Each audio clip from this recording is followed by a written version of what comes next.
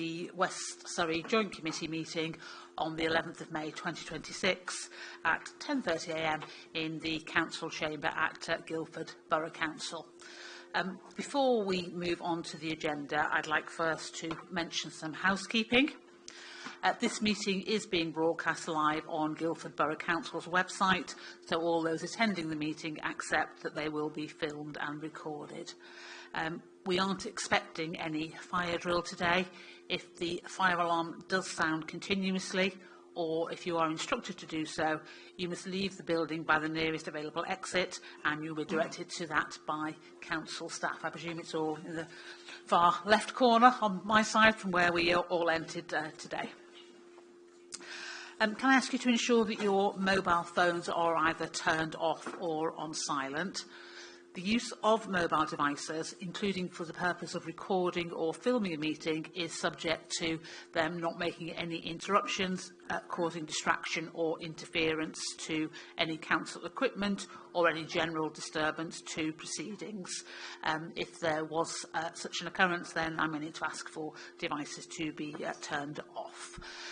We all have microphones, similar style we've seen in other places, so please do remember to turn your microphone on when speaking and off when you've finished speaking.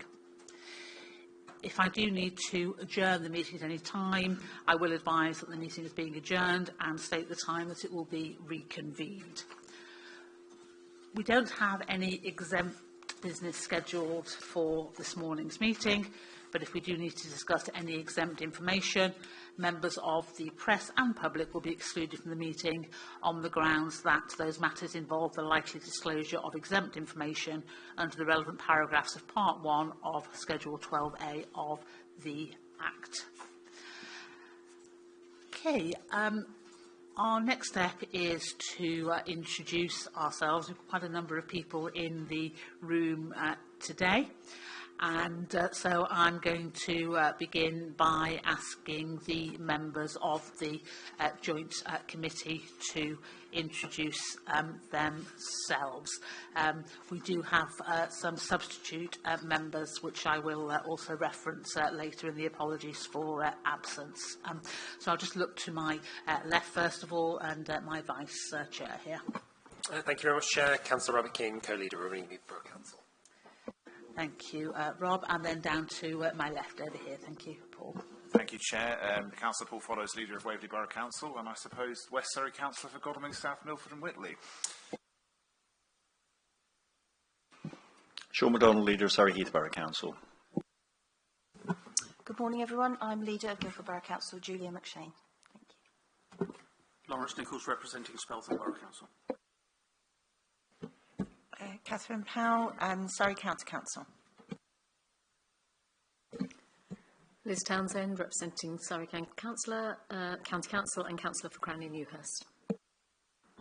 Lance Spencer, representing Surrey County Council, County Councillor for Goldsworth East and Halsall Village. Mark Newsey, Surrey County Council. Kevin Denis, Surrey County Council, Waverley Eastern Villages.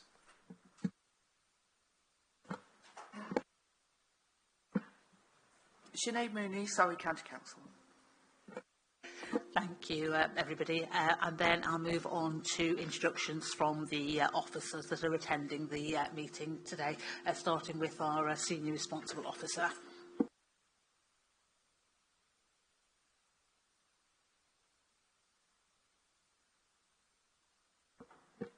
Nicola Kilvington, the Programme Director.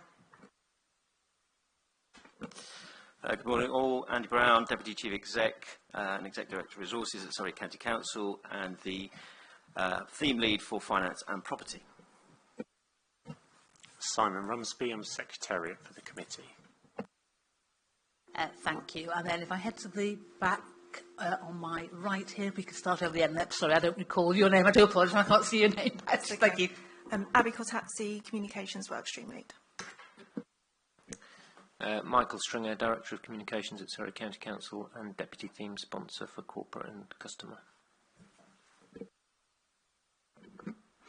I'm Jackie King. I'm the Theme Sponsor for Customer and Corporate Services and also CEO Epsom and Ewell Borough Council.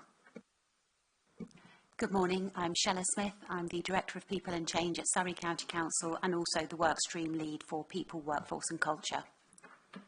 Thank you very much. And if we go to the very back on the right there, thank you.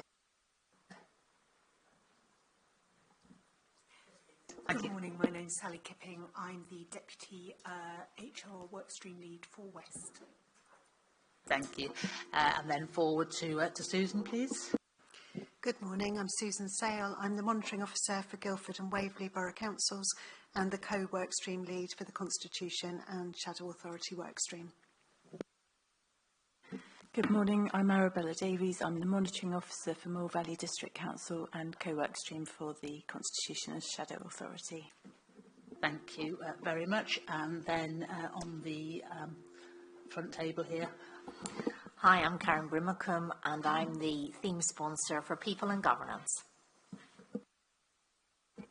Good morning, Nick Stevens, Chief Executive at Surrey Heath Borough Council and Deputy SRO for the West.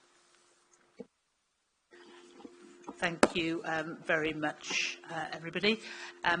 We'll also be joined later in the meeting remotely by Mark Palmer, who was the chair of the Independent Remuneration Panel, who will join us for the item on councillor allowances. I'd now like to welcome representatives from the Ministry of Housing, Communities and Local Government to the West Surrey Joint Committee this morning as well. If you'd like to introduce yourselves, Richard, thank you. Hello, Richard Enderby. I've been the lead for Surrey for the last year.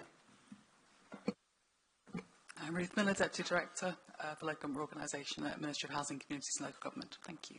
Thank you. And then we have the Government Lead Commissioner from Woking.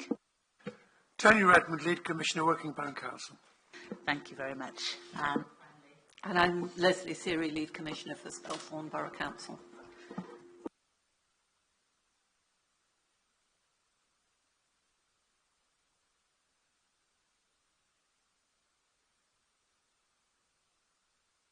Sorry. Before we get on to other items on the agenda, I would like to invite Ruth and Richard from MHCLG to address the committee. Thank you. Thank you very much, Chair, and thank you very much for the invitation to be here today. It's really helpful for us to see how these structures are working in practice, and we also just wanted to extend our thanks for all the hard work that's been undertaken thus far to get to this point. Really good to sort of see the outcome of that, and very much appreciate the hard work that's been undertaken by both members and officers to get us to this point today. Really kind of feel as though everything's been really well set up for the new Shadow Authority, and really that is kind of testament to the hard work that's been put in place, and the importance of that kind of smooth transfer going forward.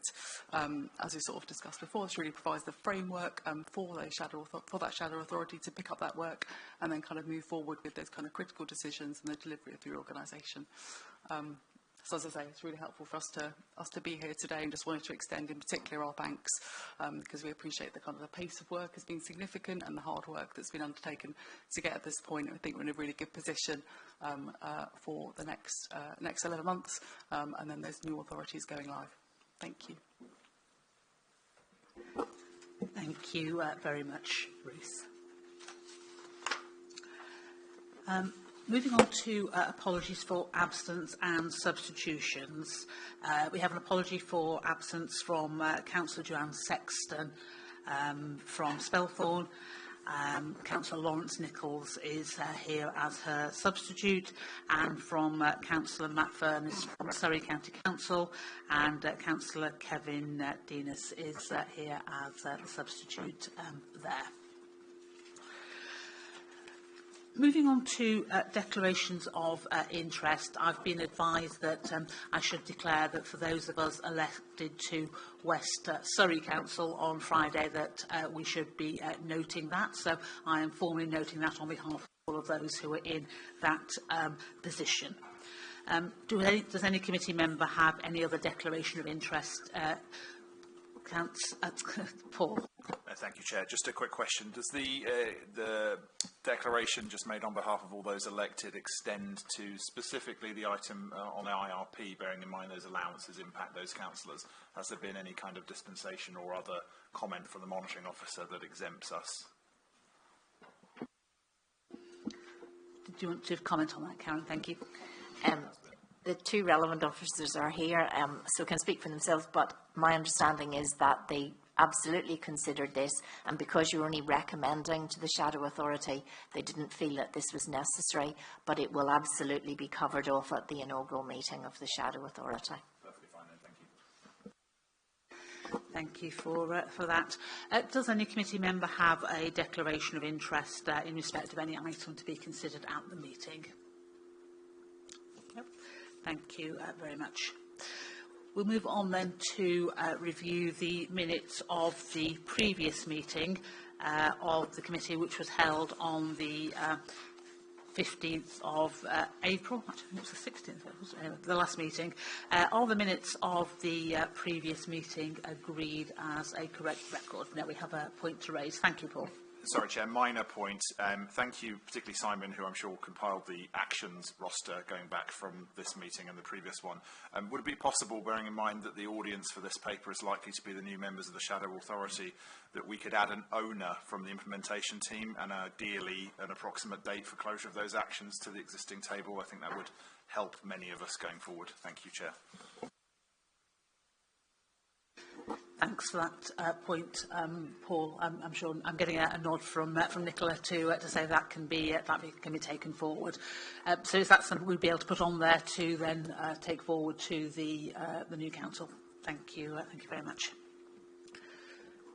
Nothing further. Okay. Are we happy to agree those minutes as a correct record, please? Thank you. Thank you. Our first substantial item on the agenda is item 4. The implementation plan update, and this can be found on pages 29 to 116 on the pack. And I have Terence and Nicola to speak on this, so I'll look to Terence to begin that. Thank you. Thank you, Chair. And as is tradition, I'd like to take the opportunity before we get into the body of the report to give you an update on some of the activity since the last meeting. I'd also like to take this opportunity to thank members of the Joint Committee for their time and efforts over the past 5 meetings.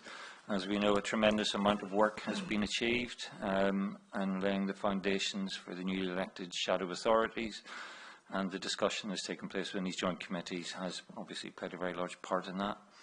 With the elections to East and West Surrey Shadow Authorities taking place last Thursday, we are now preparing for the induction days, East tomorrow and for West Surrey on Wednesday.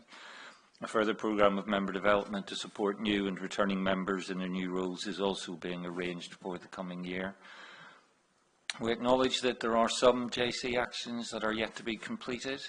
The JC does not dissolve until the 22nd of May 2026, and there's an opportunity for Joint Committee members to work with the implementation team to complete these actions. One action was for a paper to be provided on permanent appointments process for senior leadership roles. This work is progressing under the workstream headed by Karen, and the paper will be published approximately the 21st.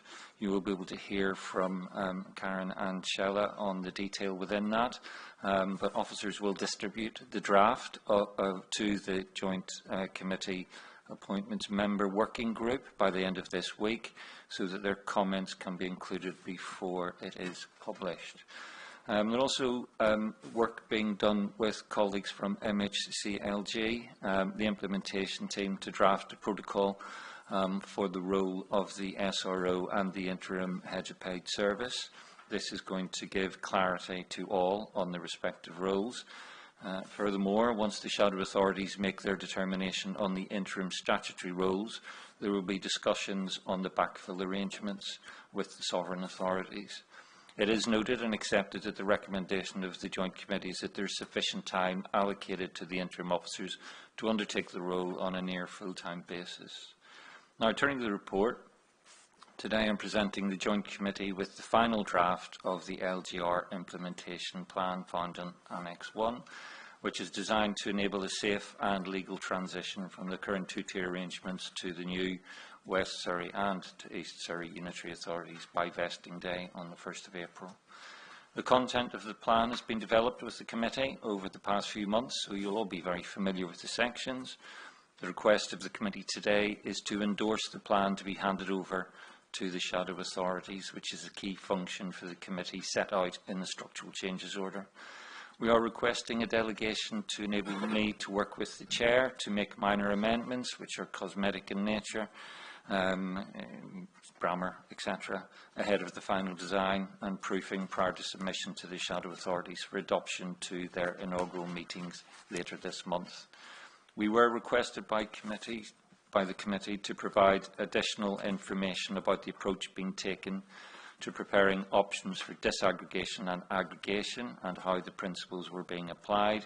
This note will be circulated after the meeting.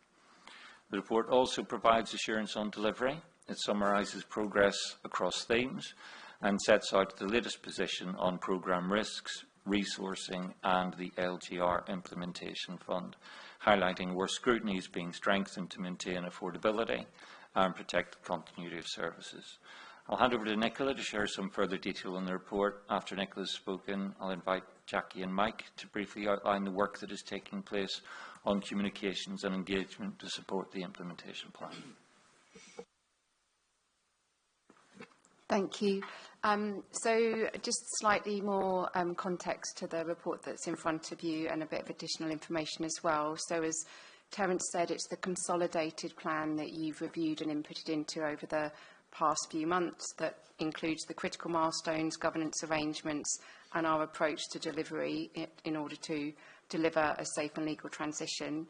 Importantly, the plan is the statutory mechanism for in the structural changes order for coordinating the transition and enabling predecessor councils to release staff and capacity to support that delivery.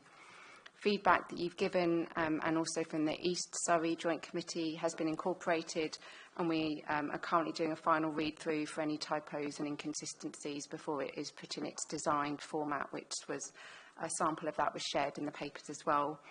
There will also be a financial annex to the plan. This was presented and agreed at the last Joint Committee, and again that will be designed up and included in the final document. So just in terms of progress for the programme, since we last met with you, the focus now is moving into preparing for the upcoming decisions around service configurations that the shadow authorities will be presented with.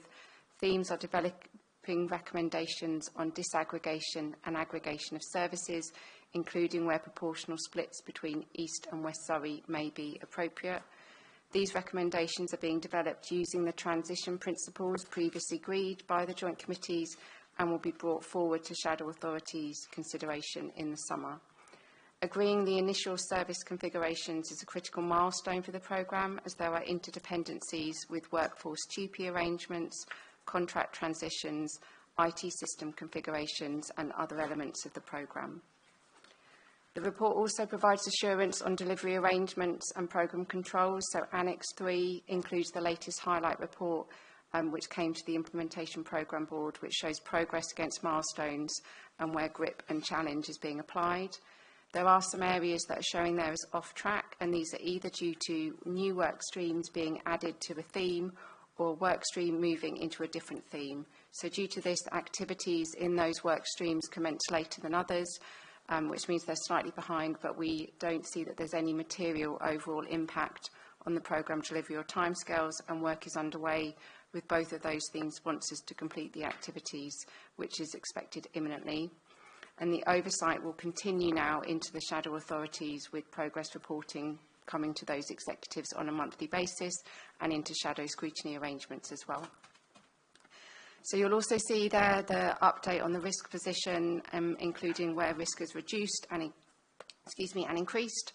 You can see that early cost forecasts had driven an increase in the financial programme risk score when these papers were published. However, whilst that brought the submissions for the implementation fund close to 35 million, we have put enhanced financial scrutiny across all themes in place, validating their assumptions, prioritising only essential activity and requiring clear resourcing options, This included theme-specific review sessions with the SRO and the finance sponsor, and we have been looking at where there are trade-offs and other mitigation that could be put in place. So as a result of that strength and challenge process, we've now reduced the forecast, and that's been agreed with the SRO to just over 28 million.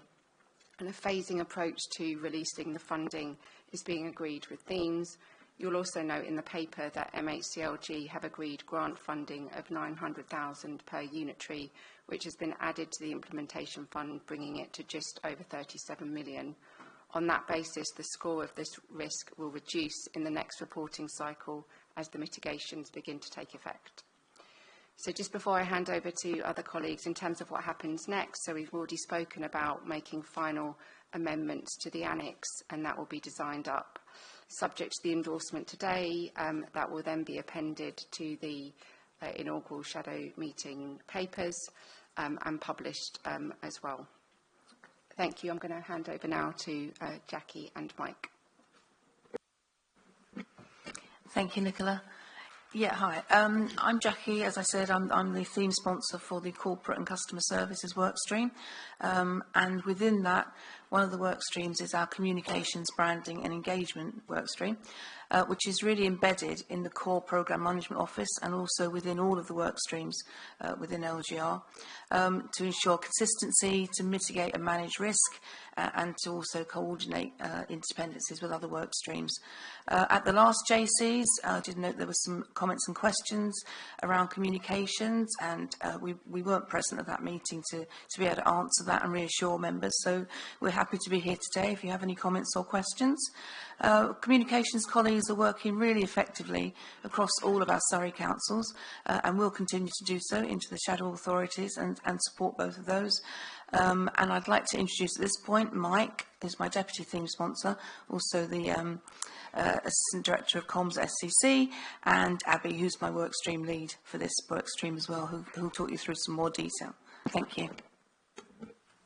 Thanks, Jackie. So from the outset, we've been focused on making sure people understand what is happening through the LGR process and what it means for them. So that is staff, who is obviously a primary audience, members, partners and stakeholders, and of course residents. So the Communications, Branding and Engagement work stream, as Jackie says, includes comms professionals from all councils working together and is sharing information transparently and consistently, understanding what people are concerned about and answering those questions along the way. The work stream's embedded in the core PMO and within all themes to ensure that consistency and mitigate against risk, and also coordinate interdependencies across the whole programme. The Future Surrey interim identity has been developed by all councils as to clearly differentiate between BAU sovereign work and illustrate collaboration between councils and identity, and identify as a trusted source of information, one vision and one voice. The Future Surrey branding will not be the branding for future organisations. That will be agreed with the shadow authorities ahead of vesting day. Communications activity will continue to be based on insight from key audiences and evaluated regularly to continually improve and adapt to best service residents and staff. Abby can talk through some of the activity and how we're delivering it now. So there's a comprehensive suite of communications and information that's been published about LGR. To name a few, we've got the LGR website, which is a dedicated space as one single source of information. We've got lots of activity on social media and digital platforms, and programme dedicated newsletters. We've also sent direct mail through letterboxes as well, and done other sort of means of communication to make sure we reach digitally excluded residents as well. So every comms channel is being used in our sort of means across all areas of Surrey with the engagement of all councils. We know that there are some answers or questions that we can't answer yet, and information that we have available is being communicated, and where we can, we're regularly updating our FAQs with more information as we get it. Lots of the detail will be updated as decisions are being made, particularly as we move through the Shadow Authority meetings. And we also appreciate that there will be likely some confusion around the roles and responsibilities of new and existing councillors, and so we're going to try and explain the process and the next steps as clearly as possible in the near future now that we've shared the results of the elections. We really encourage any feedback and questions that anyone has, so please do feed them into us and we'll do our best to make sure we explain them in a helpful way for everybody. Thank you. Thank you very much, everybody. Lots to digest there. I'd just like to start really by thanking everyone who's here, but everyone who isn't here as well, who's involved in this process, because it's just so much work on top of the day job for so many people. There's a huge amount going into this, and there's a lot of clear information coming through, and it's well presented. I just wanted to start by picking up myself on Terence's point in relation to the interim chief executive, and just some clarity on the point. We talked about sort of it being a near full-time role. I just wondered kind of what near full-time actually means. Are we talking sort of 80%, 90%? Is it a little bit less well-defined than that? It's less well defined than that. There will have to be conversations that take place with the sovereign authorities and with the interim statutory officers themselves. Obviously, we're not the first place that has gone through this process, and the learning from other areas is that initially it didn't require full time. However, I'm more than open in my role as the SRO to have conversations, and if it's decided that it does need to be full-time, then so be it. It needs to be full-time, and then it will be a matter for conversation with the sovereign authorities on the release of those individuals into those interim roles on a full-time basis. The HR advice is that they remain employees of those sovereign authorities. But I'm quite sure that arrangements can be made if that's what is required. Okay, thank you for that. I've got a few other points I want to pick up, particularly on communications. But I think we'll sort of work our way through the agendas and the other points, and I'll open up for the members of the committee. So I see Sean first, and then Paul. Thank you, Chair. I think we should possibly have a brief conversation building on your point and Teresa's response. I'm not aware that any other LGR process has had the potential for a council to go bust on day one, and I think that's driving some of the concern amongst members that this needs sufficient resource to work through the issues with the ministry. I would be grateful if the relevant sovereign authorities could give due consideration to releasing the officers of the order of 80%. I think we all recognise that there are specific responsibilities that are too complex, particularly around companies and various other inter-authorities and everything else that goes with the services that we provide that would be difficult to unpick in the short term.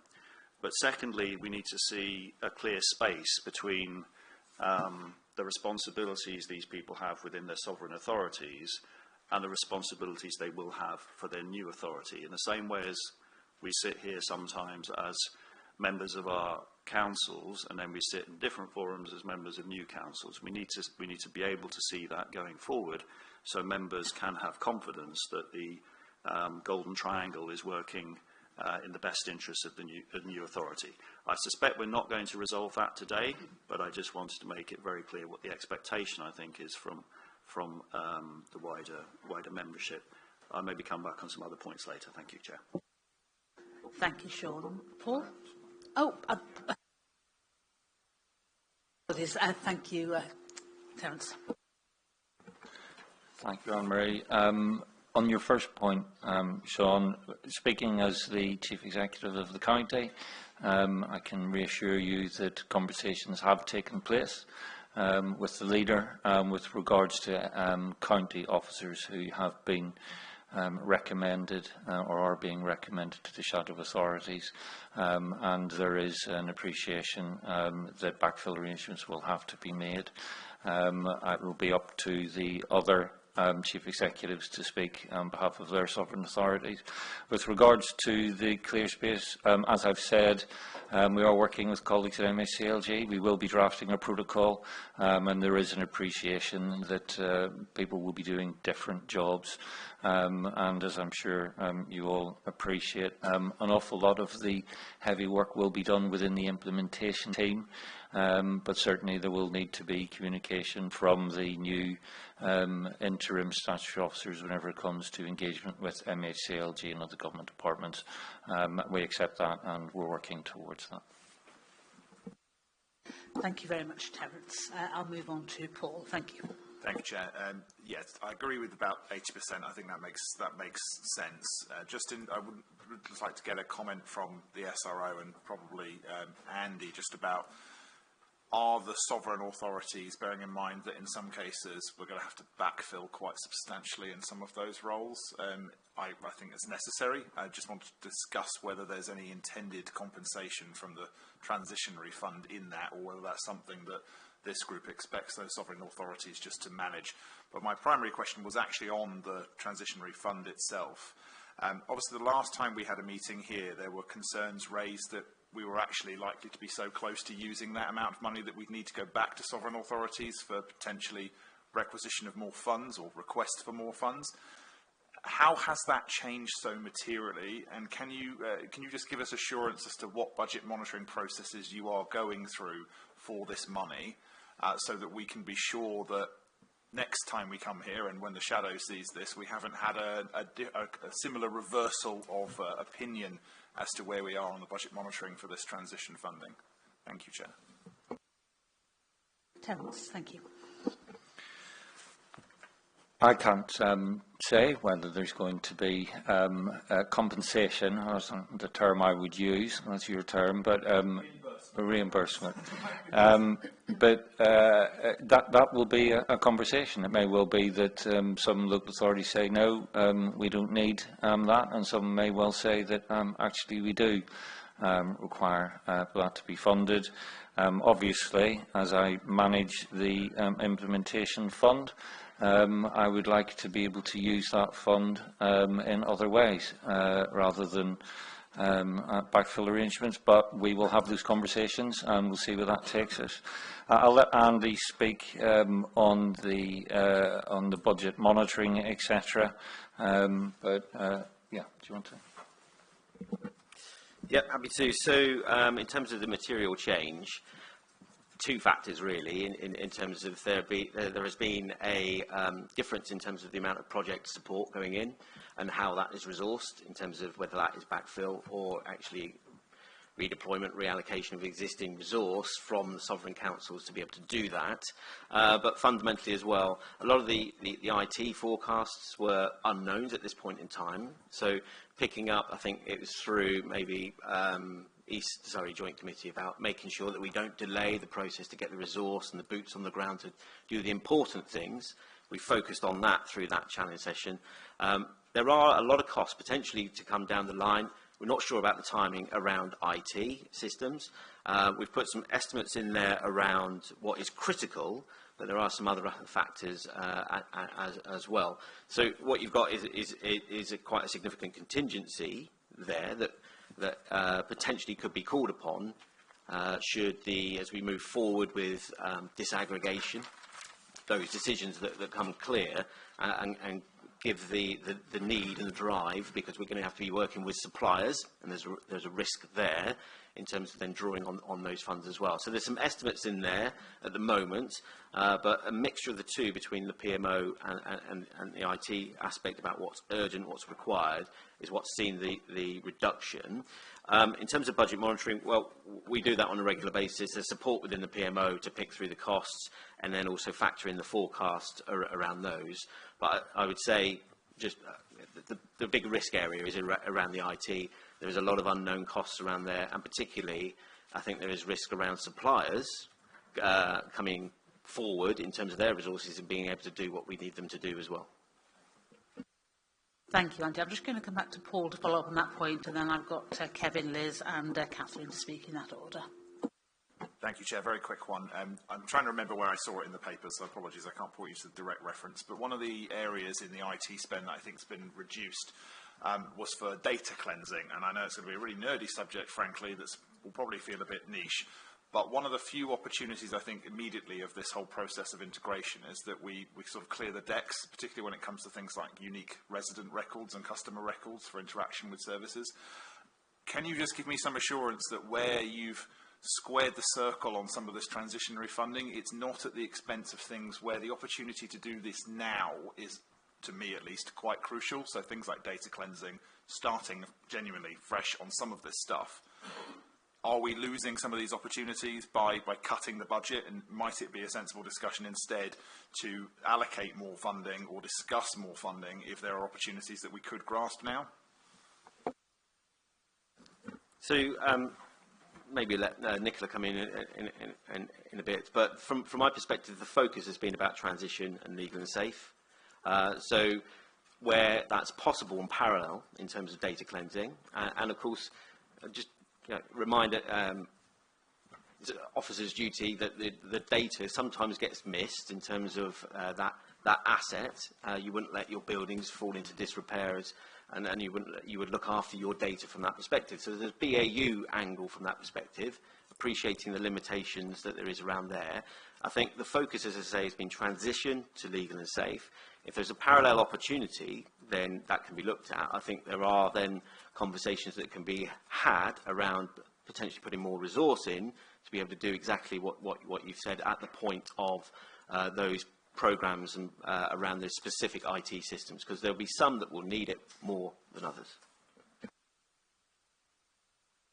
Thank you, Andy. Nicola. So just to add, so the process went through as a forecast, and we've then turned that forecast into a commitment.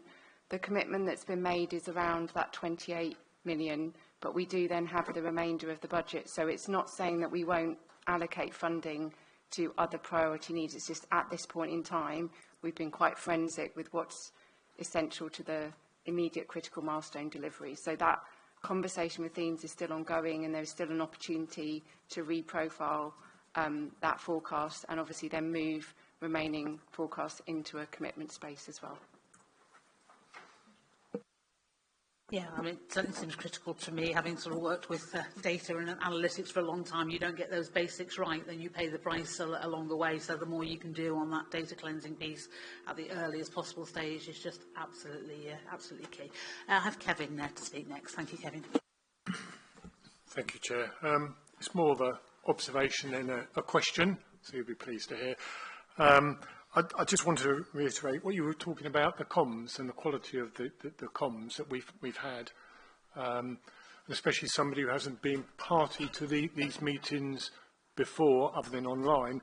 And I just wanted to reiterate your point. I think we should always say well done to people and recognise it, because we're very quick to criticise in a lot of our meetings. So I just wanted to put on record my thanks for somebody who likes things nice and simple and explained to me, and it's got through to me. So I'd like to say thank you to the team. So well done. Thanks for that, Kevin. Yeah, I think I was going to come on to comms a little later, but while we're there, it's fine. Yeah, I think there has been a really good site set up with the future Surrey. The election results have all been very clear. We did a bit of a tweak on peak time when all the results are coming through, and the site wasn't quite getting there, but I guess that's not going to happen again. People can go and look at the results now, and they are very clear and concise. I think the communication has been really good in the way that's been set up and been available online. Liz. Thank you.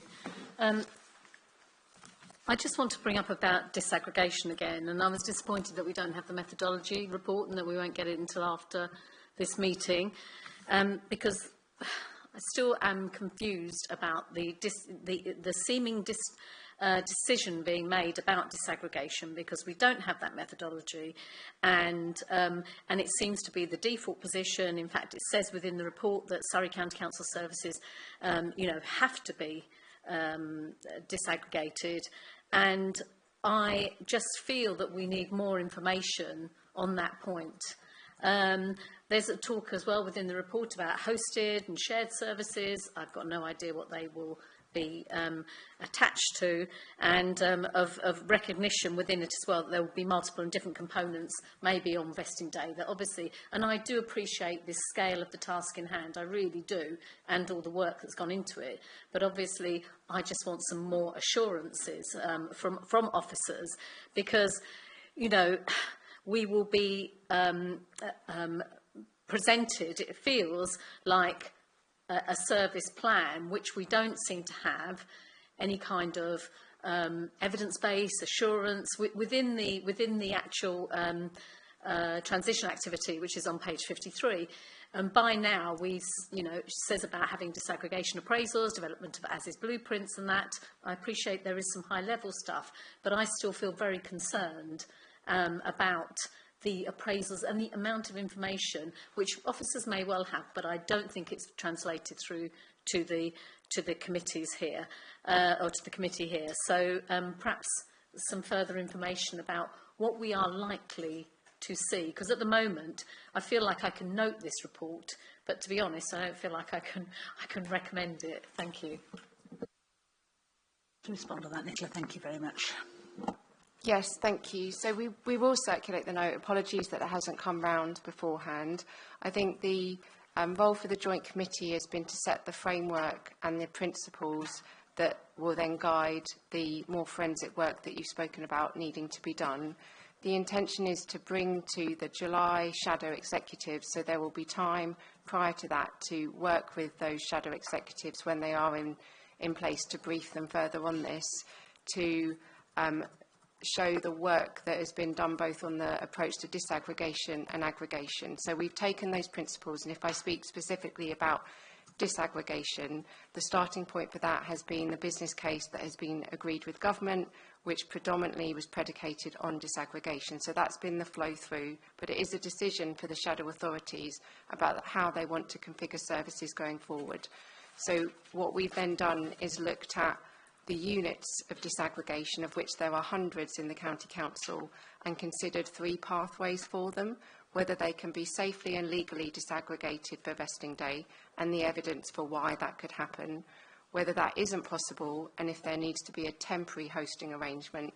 So that means that they could still be disaggregated at a later date, but we feel that there's too much risk around the point at which vesting day happens, potentially because of the ebbs and flow of the business that function is in, that it's not safe to do it around that point. And then there's a small amount that are currently proposed to have another arrangement, such as pensions and fire, and largely that's been, again, because of the conversations that have happened with government. So the plan is in July is to bring forward in a kind of packaged up way, because there's a lot of information there, what the starting point proposals are and the rationale and evidence for that, for discussion with those executives.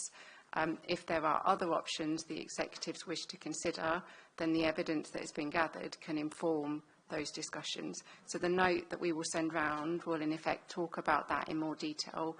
What we haven't brought to this committee, because it hasn't been the role of this committee, is to review those units of disaggregation and which pathways they're on. And in fact, that work is still taking place now, but we are working towards talking with those shadow executives in the coming weeks, hopefully, in a bit more detail about this ahead of the July executive meeting. Liz. Thank you, and thank you, Nicola.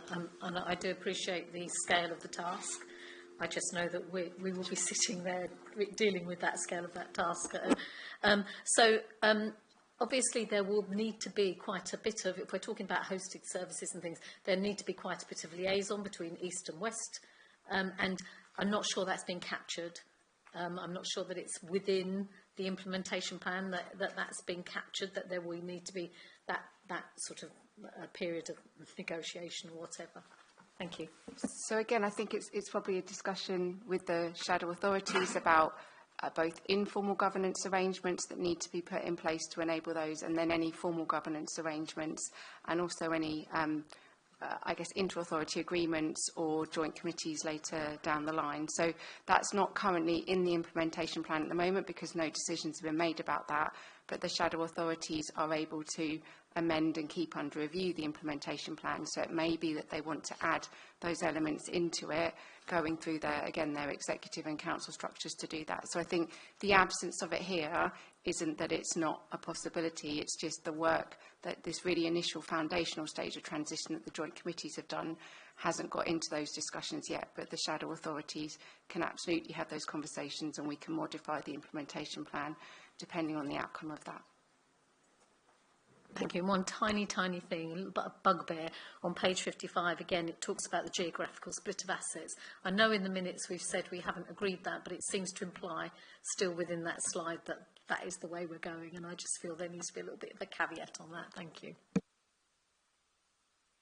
Yes, that's a good point. We did make that point last time, did we?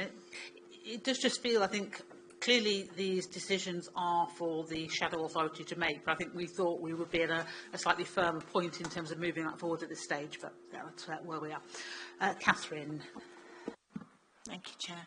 And I was going to come to the asset point, but just more generally, building on one of the points that Paul's made, one of the things that we have repeatedly discussed is that whilst during this phase we absolutely understand the focus on safe and legal, there are things that we probably should and in fact could and must be doing to ensure that the new unitary authorities are on a sound financial footing with the right information they need. And data cleansing is one of those issues. I feel really strongly that the failure to invest in that during this period is going to cost more in the long term for authorities that are going to be under increasing financial pressure as much as anything because of the fair funding review. You know, we're going into this knowing we are going to have to reduce expenditure in the first 2 years of operation of these unitary authorities, and the ability to do data cleansing at that point is going to be extremely limited because of the financial pressures they will be under. But it also comes back to the issue Liz just raised around asset disaggregation. I read these notes and very much felt the same as Liz did, that it still reads they will be geographically split. And the reality is that is not going to be the right answer for West Surrey. And if it's not the right answer for West Surrey, it's not the right answer for either. So I really would request that as we go through and try to ensure that we live within the financial envelope that we have set ourselves for this period of time, we also make the decisions with the light of what we are leaving for the two unitary authorities. Are we leaving them in a position whereby they can operate in a secure financial environment, or are we setting them up to immediately have to spend money on things that we could avoid by doing work now? I understand it's a really complex process. I know all the officers, in fact all the councillors, are under enormous amount of pressure right now, but it is about trying to make sure that we aren't making short-term decisions that are going to have really expensive long-term costs. And I would like some reassurance that long-term is being considered as well as what happens on vesting day. Thank you, Catherine. Andy, did you want to speak on that? Thank you. Yes, yeah, okay. So, a couple of things within there. Let's pick up the geographical split on assets, because I know we've had the conversation previously, whether this is going to satisfy the amendments needed in the SIP. But I definitely recall a conversation around commercial investments, and that those would not be necessarily geographically split. They would be considered in a different lens because of their aspects around they are primarily there to derive income to support the bottom line, and therefore wherever they're based, whether that's in the east, west or out of the county, there is a separate conversation. So I think we have had that conversation in joint committees previously, and certainly when looking at the disaggregation from the county's assets, fair enough from an operational perspective, if a highways depot is in the west, it will be owned by the west. There will probably need to be some arrangements in terms of shared services or inter-authority arrangements, because that highways depot may serve parts of the east. So there's that aspect, but in terms of safe and legal and transfer of the ownership of the asset, that will be dealt with from that perspective. There's a separate service perspective, and I think we probably do need to capture an element around the commercial investments, because we have had that conversation. It's not necessarily reflected in the papers. So from that perspective, so data. So from my perspective, and I take your point around short-term pain effectively for longer-term gain. We're obviously working in a transition perspective to make sure it's legal and safe. I'll go back to the point in terms of in my response to Paul that I think if we're looking at opportunities for data cleanse and there's additional costs that we can do that, but there's benefit around that, then why shouldn't we be looking at that point and not be handcuffed by the £35.3 million implementation fund? If you take a longer term look in terms of it's all going to go back to the same point in terms of East and West, yes, there's a disaggregation aspect from that perspective. But sovereign councils also have a duty on them now to ensure their data is correct. So I think if there's issues there, that should be drawn up to the top in terms of where those issues are, and then what aspects are sovereign councils doing to ensure, either through disaggregation, that data is cleansed to a certain extent. But I do think there's going to be a mixture of what I said in terms of response to Paul around where we can look at it from a parallel perspective, but there might be other aspects where we can say, well, actually, this is a concern in terms of because it's already flagged in a risk register by the Sovereign Council, there's a concern here, and then what are we doing about that? Because certainly from the implementation perspective, it's about transition to legal and safe. So you're just going to transfer, which I guess is your concern. You're going to transfer the existing data within that system environment into its current context in terms of the existing unitary, and that will therefore represent that risk would transfer across over as well. Thank you. I'm going to Sean next and then to Liz. Thank you, Anne-Marie. Yeah, just a few different things. Just on that first one around the data. I mean, unfortunately, I think Surrey Heath is heading into its third domestic abuse-related death review, and I can probably bet you 20 quid that one of the recommendations will be more joined-up view of the residents, and that does take us back into data, and it takes into account that we do need to have some investment in that, not just data cleansing, but joining up our data about residents. But let's park that one for today. I'd like to go back to the comms. So first of all, thank you to Jackie, Michael and Abby for your work in this area, and thank you, Kevin, for highlighting that we need to say thank you more often. That was very helpful. I am a little bit concerned that we continue to see references to the programme being devolution and LGR. This committee is very much focused on LGR. There is no remit for this committee in the structural change order around devolution. There may come a time where that is the case, but at the moment it isn't, and I think we're projecting on a Surrey County Council view of the world onto this programme, which currently doesn't exist. I am grateful to Nicola and Terence for us following up on conversations we'd agreed to have at a previous meeting around devolution, but I just want to be clear that we can't see scope creep in our comms where it hasn't yet been agreed through the relevant sovereign bodies and as an overarching programme. But lastly, just a very small picky thing, there is a continued reference in the packs to it being confidential, and yet it's on the website, so it's one or the other, so we just need to tidy that up. I go back to the risks within the programme, and I think within the report, and I think it's another opportunity to say thank you, because I have said in previous meetings I have been in Nicola's shoes, and I know the amount of work that goes into these things. So it's like herding wild cats, but on a mega scale.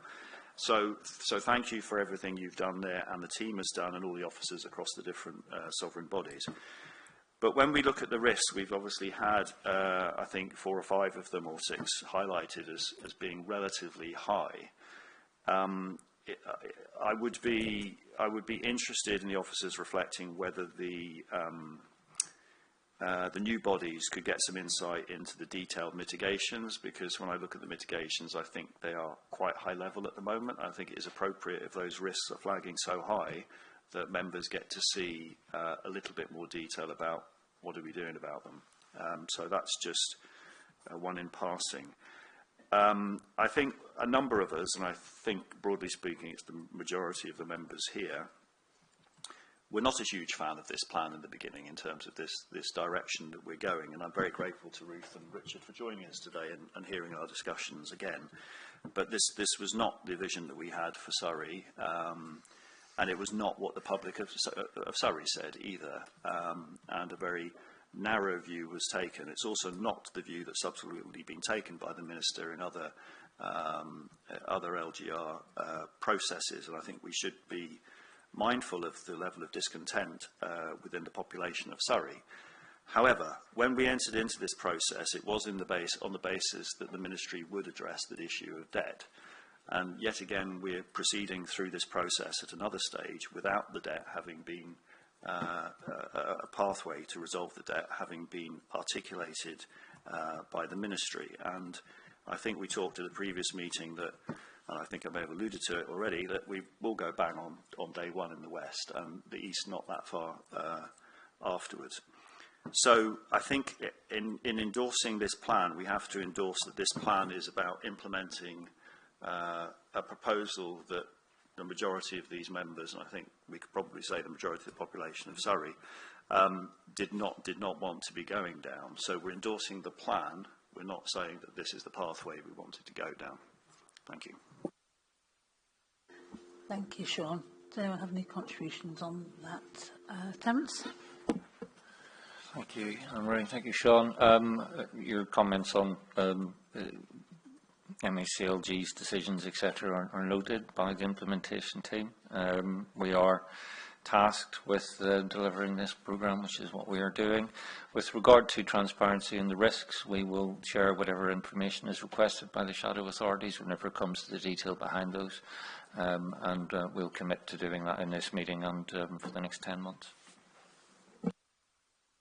Liz, thank you. Thank you. I'd like to come back to the comments that Andy made about the assets. I was a bit concerned about the language, as if he was implying that we had agreed something. We did discuss the matter of assets. We have never agreed, and not that we're in a position to agree, but we've never even given a nod to the assets being split. We have recognised that that was in the report, but not that we have agreed to it.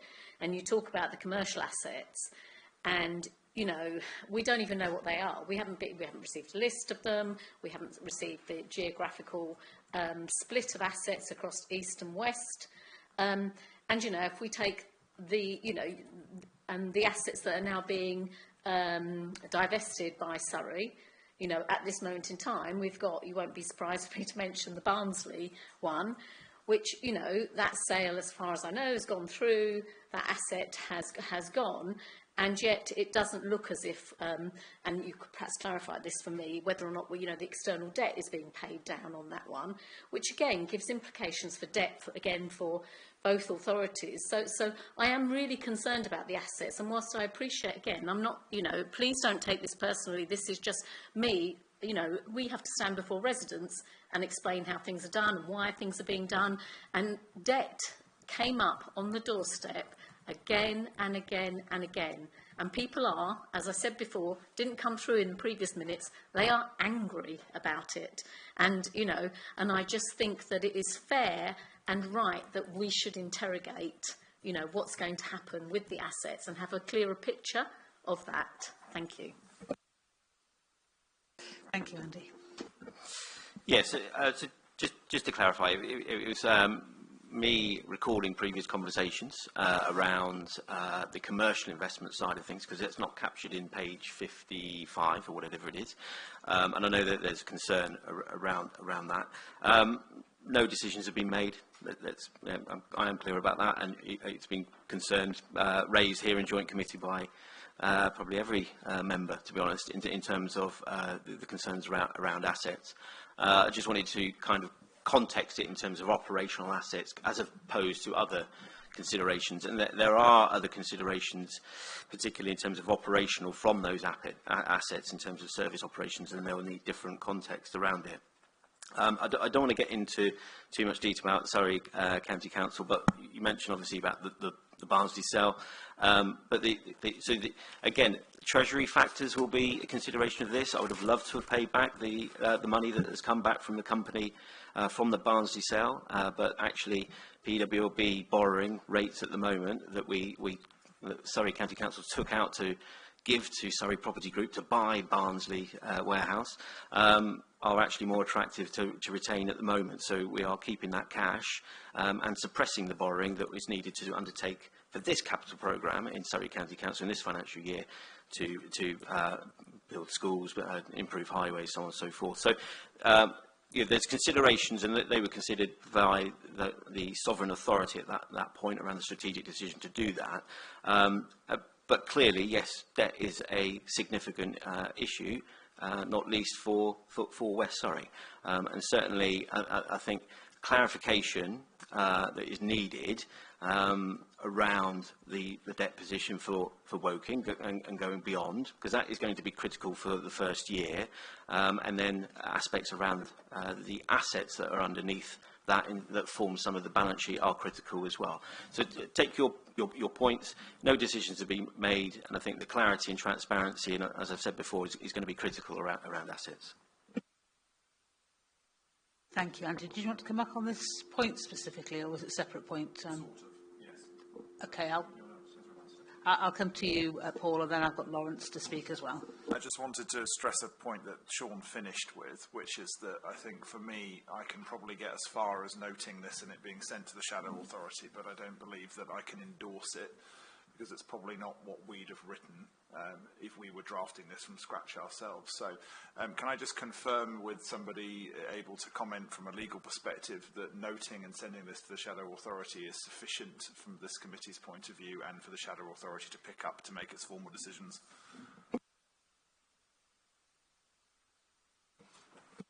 Thank you, Nicola.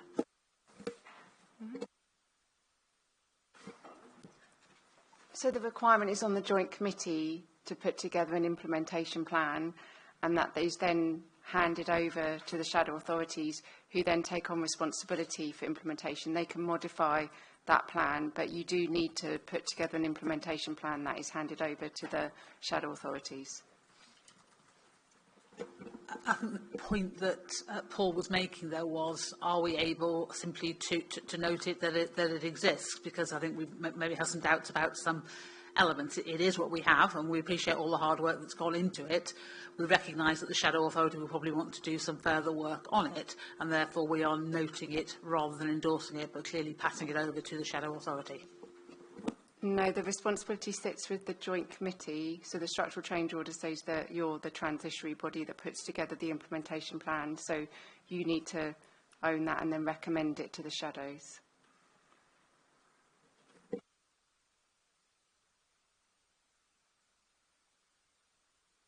Is there a definite recommendation for that? Could we have is there a monitoring officer view on that one, please? Is that something Susan could help with? Thank you, Susan. Thank you, Chair. Just checking the structural change order itself, which doesn't actually include the word recommend.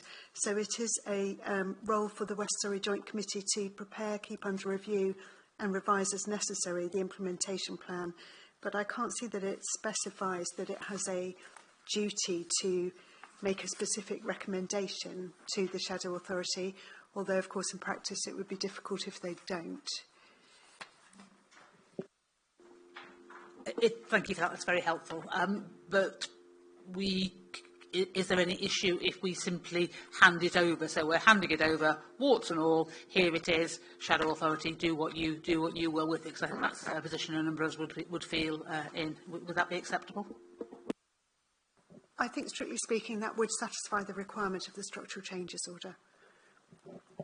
Thank you for that clarity. Lawrence. Thank you, Chair. Much more mundane, I'm afraid. I'm going to ask a fairly straightforward question, but I'd like to give it some context when I've done it. Is any consideration being given to, either in whole or in part, to third-party independent review of progress? My reason for asking this is, in a former life, I used to be a government gateway reviewer, and one of the most common themes coming out of gateways is that the programme team lost sight of some of the detail on the ground, and they were rather too engaged in making the progress that they saw rather than in making sure that everything was on a sound footing. My second reason for suggesting this is in certain areas there are elements of skill. If I've understood correctly, there is scrutiny, overview and scrutiny committee, but there's no guarantee that that overview and scrutiny committee will necessarily have the right skills to review detailed parts, such as the IT, as to whether or not that is viable from the start. So the question comes back to, I'll restate it, is there any plan for third-party consideration of independent reviews?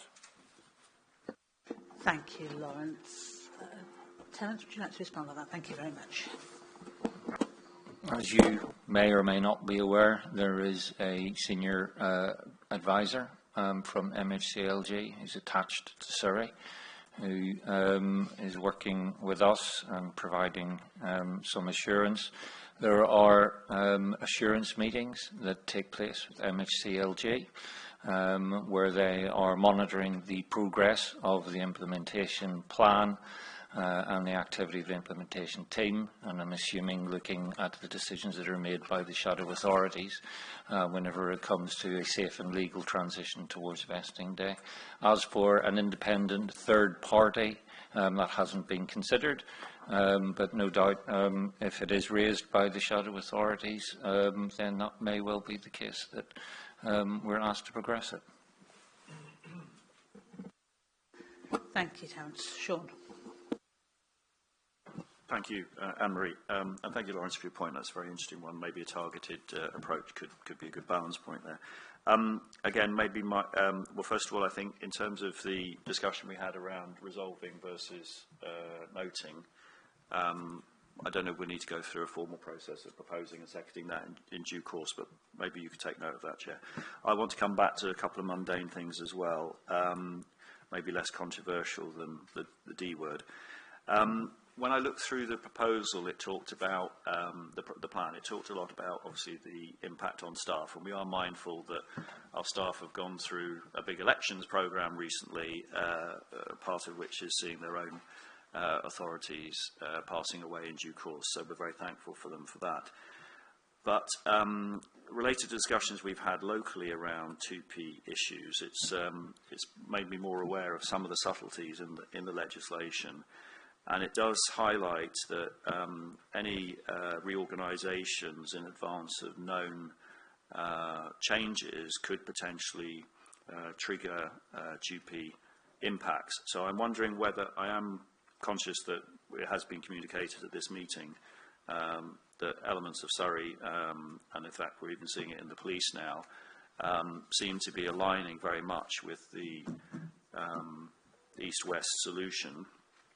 Whether a risk assessment has been done as to whether any bodies could bring a 2P claim against the authorities.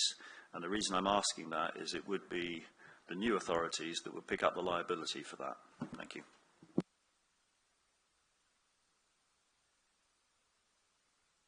Who'd like to respond on that point? I'm happy to respond on that, Chair. Thank you.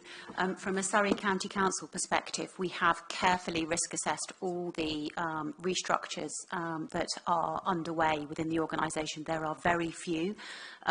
They have been, only the ones that are progressing are, for example, where there is legislation that requires a restructure, and an example would be in our children's services work.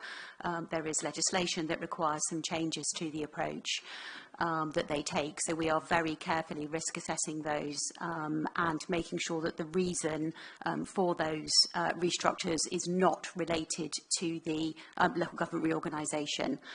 So provided that those restructures are not related to the transfer, our view is that those are okay to progress, and indeed will only progress where there is an absolute requirement for them to do so. Sure. Thank you. Could I just briefly come back, because I think it may well be Shella that answers this point as well. There's a number of aspects that deal with the qualities legislations, quality impact assessments, etc. Now, that triggered a thought in my mind whether anything we're doing in this process related to qualities, but more widely than that, could trigger a requirement for public consultation because the services could be changing in such a way that it may impact residents and other stakeholders. Again, a similar question: is a risk assessment being done of any consultations that may be required as a function of the requirements of the project plan or the programme plan. Thank you. From a workforce perspective, where there are disaggregation proposals, those will be, an equality impact assessment is being undertaken on the principles of workforce disaggregation. And likewise, any restructuring that we are doing within the County Council, and as I say, that's limited, those are always subject to an equality impact assessment process as part of our restructuring guidance. Then in terms of any future service configurations, again, a commitment is in the implementation plan to consider appropriate quality implications at that point. The other part, I guess, potentially inferred in your question is sovereign councils who are currently undertaking any service changes. So that would either have been set out. So, for example, in the County Council's recently set budget, there was an appended cumulative impact assessment that included equality implications of that budget, and I would assume that other sovereign councils have that as well. And then anything ordinarily, as it would come through in any changes, would require a quality impact assessment, and that would be assessed by the sovereign council at the time of those changes being discussed and agreed. Thank you for that. I'll come to Catherine, who's got a point in just a moment. Just on that sort of allied point, one thing that's been raised with me is if the implementers in any areas are appointed as officers in the strategic authority, what impact does that have? Does that impact have funding impacts and implications going forwards?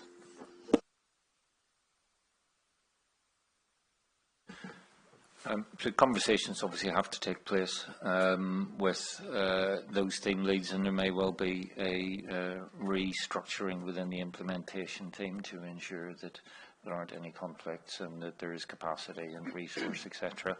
That's a live conversation, but obviously no decisions can be made until such time as any of the interim roles are actually progressed by the shadow authorities. Thank you. Catherine. Thank you, Chair. Just wanted to come back to that restructuring point. Obviously, within Surrey County Council, we have different structures for different directorates, and the Adults Director has aligned itself with the East-West split already. The Children's Directorate went from a four-quadrant model to sort of not entirely a four-quadrant model in some places and not in others, but the quadrants didn't align with the East-West split that was eventually agreed by the government or selected by the government. I'm just wondering whether or not within the work that you're doing at the moment, Nicola, you know, obviously you're doing the blueprinting and presumably you're going through and looking at where the restructurings that have taken place or were planned are going to need to be realigned to make this work, because the approach that's been taken in different directorates is so different within Surrey. And, you know, I think because there are obviously there are a number of us who've been elected onto West Surrey who know how these structures have been developed and understand where the current gaps and things are, but there's a huge number of people who don't know that. So will there be papers that will be brought forward very early on to explain that? And I guess I'd like to understand how the 2P stuff fits in with that, because obviously adults has already restructured. Children's went from quadrants to not quadrants and is now going to have to do something to separate itself. And just understanding the financial costs of doing that, I think, would be really, really helpful. So yes, the process that's been going through is what we've called as-is blueprinting, so capturing what the position is now for both County Council and District and Borough Council service configurations. Then when there's the discussion in the summer with the shadow authorities about those proposed pathways, and we have a steer from the shadows, we can then put that into what are called the vesting day blueprints. For some services, lots of what as is may follow through into that vesting day, particularly for district and borough services that will be aggregating the locality. But yeah, there will be some discussions that need to be had. We also know that particularly in children's, there's some legislative changes that mean that changes do have to take place now. So that is quite a live conversation that needs to be mapped through this. In terms of the cost, I don't think we've done an exercise to cost Sovereign Council service configurations and changes ongoing, and then the kind of impact into that. And I'm not sure that is something that's currently factored into the vesting day blueprinting process. We're very much focused on setting out the future budgets, or working with the councils to set out their future budgets, rather than mapping the kind of current as-is configurations in the way that I think you've outlined. Thank you. Thank you. I understand you're Chair of Children's Select County, and I appreciate all of the attention which is being given to county services, but I'm yet to hear any questions being raised about the challenges that will be faced with regards to the aggregation of district and boroughs in West and in East, because a number of those services are very differently configured. So just to reassure all members of the Joint Committee, that risk is also being considered, and is also something which is worthy of consideration whenever it comes to some of these questions. Catherine, to come back on that, and then Paul. Yeah, just on that subject, obviously the lessons learned from other unitary authorities is that they haven't aggregated those services. Even 7 or 8 years down the line, those services are still split. So I think that also one of the things, to come to the point you're raising, Terence, is, a lessons learned exercise from those authorities as to what they did during this phase we are currently in transition, to make it easier for those services to aggregate, would also be helpful, and understanding the barriers as to why that has not happened elsewhere. Because without that happening, a lot of the savings that were included in the Surrey proposal for the 2 unitary that was supported by the 2 East Surrey districts and boroughs are not going to materialise, and that will create increased financial pressure on both sides of East and West Surrey. Thank you, Catherine. Paul? Well, partly just to support that point, I mean, there are people in this room from Guildford and Waverley, and we've been slowly aggregating services in Guildford and Waverley over a much longer period of time. These things obviously take much longer than most of us expect them to, and with challenges that some of which are predictable and some of which aren't. The point that Catherine made, and I do feel I need to reinforce it, is that it's evident from almost every unitary that currently exists that sometimes as much as 7 to 10 years after their incorporation, many of the borough services, the one that was highlighted to me, I think, was from the SRO's previous council, where the electoral services are still in 7 parts several years later. So it's my expectation that a lot of the borough services will probably take some time to integrate, but the risk of their lack of aggregation is somewhat less pronounced than it is for some of the county services. So I think I am personally quite comfortable that I personally understand those risks. I think most of the people here do. And my concerns lie with county services where genuine harm can come to particularly vulnerable people if we don't get this right on day one. Yes, it's going to be an issue if we don't get our electoral services team or part of the waste management team or something like that at a borough level sorted out. But the harm is quite a lot less. So, yeah, I have exactly the same concerns as Catherine here, I'm afraid. Thank you. Terence. Thank you, Paul. You can use my name as well as you've done for every other member of the implementation team. I'm fine with Terence rather than SRO. My apologies. That's okay. Slightly mistaken. In my previous authority, there aren't 7. There were 4 districts. And they are all amalgamated at the point I'd left in 2024. As ex-unitary chief, I'm more than aware of the risks and challenges whenever it comes to vulnerable people. And it is something, obviously, that we are keen to ensure doesn't happen through us being taking our eye off the ball by focusing on other things during this process. Thank you. Sinead. Thank you very much, Chair. I come from perhaps a different perspective, very much resident-focused, and as you'll all be aware, vulnerable residents, are very much in the forethought, my forethoughts. The documentation, I think, hasn't been too helpful, I would say, in terms of the implementation plan. I think had it been clearer, more concise around what we are able to do or not able to do, I think would have been more helpful. Because I think what's being suggested here is potentially a delay, particularly in terms of the preparations for the new council.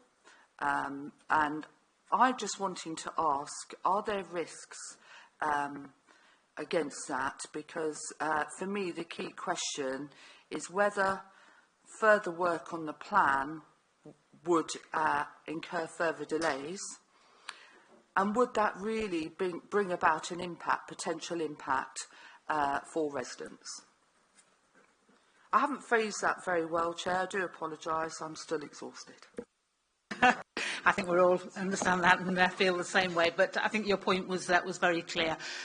From my perspective, and certainly we'll get to Officer Input, we're not seeking any delay here. It is just the manner by which we pass this on to the new authority. The new authority will inevitably have its own ideas and thoughts about what to do.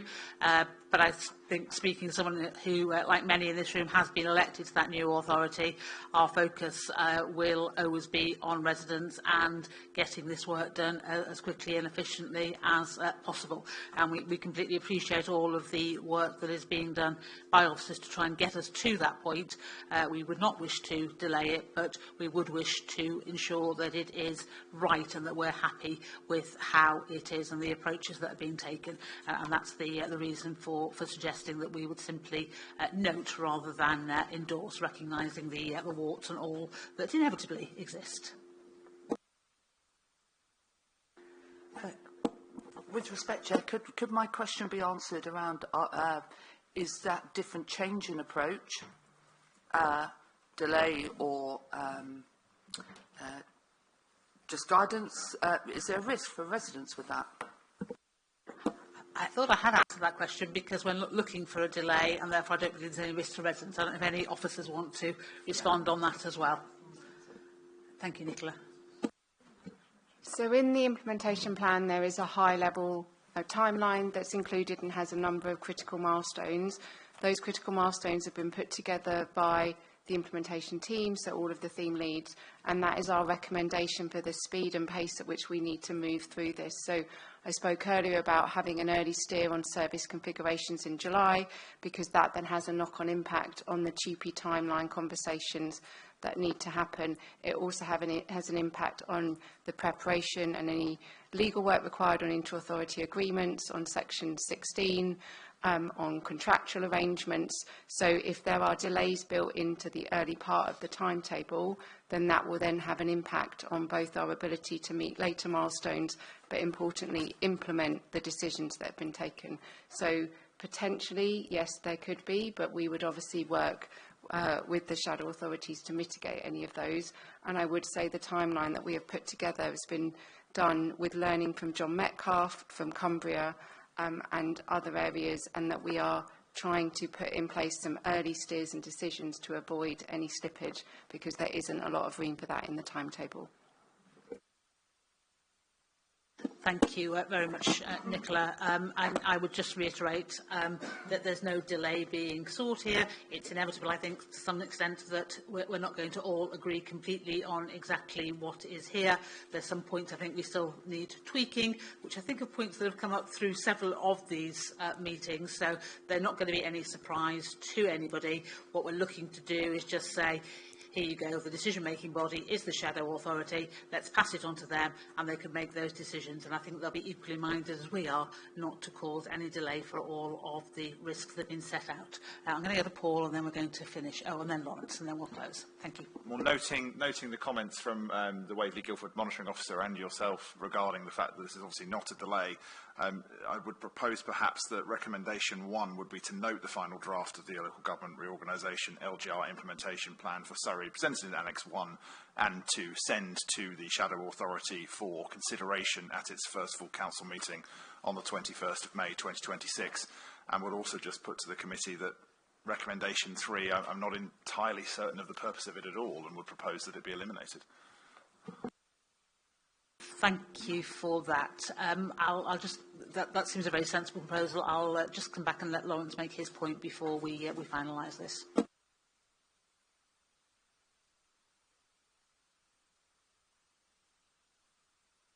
A small and potentially parochial point. I've raised with the Spelthorne Monitoring Officer a couple of months ago about whether or not we would be entitled to brief elected West Surrey members on confidential matters. This matters to us because we are about to embark on asset sales. The answer I received at the time is that they do not have rights of access, but it would be looked at, and I've heard nothing further since. I wondered if there was any update. Thank you, Lawrence. Is anybody able to provide an update on that point at this stage? No, we'll need to come back to on that and clarify that, Lawrence. If I could say the urgency, because we are literally about to start undertaking a programme of asset sales, and I think it will be relevant. So I think, yeah, we perhaps do have an answer on if it's that particular point. Thank you. Andy will confirm. So I was just going to make a clarification point. So Spelthorne and Woking are exempt from Section 24 direction. If there is any consideration about that, I think it's if, just as we have arranged for Woking commissioners to do a briefing for West Surrey elected members, I think that we could, you know, if the potential for Spelthorne to do the same, that would be greatly appreciated and would aid new elected members in West Surrey to understand the position. In terms of asset disposals, that's down to the sovereign authority. If I may just briefly, what I received from the monitoring office, under our constitution, the West Surrey elected members will have no rights of access to information. That's confidential information.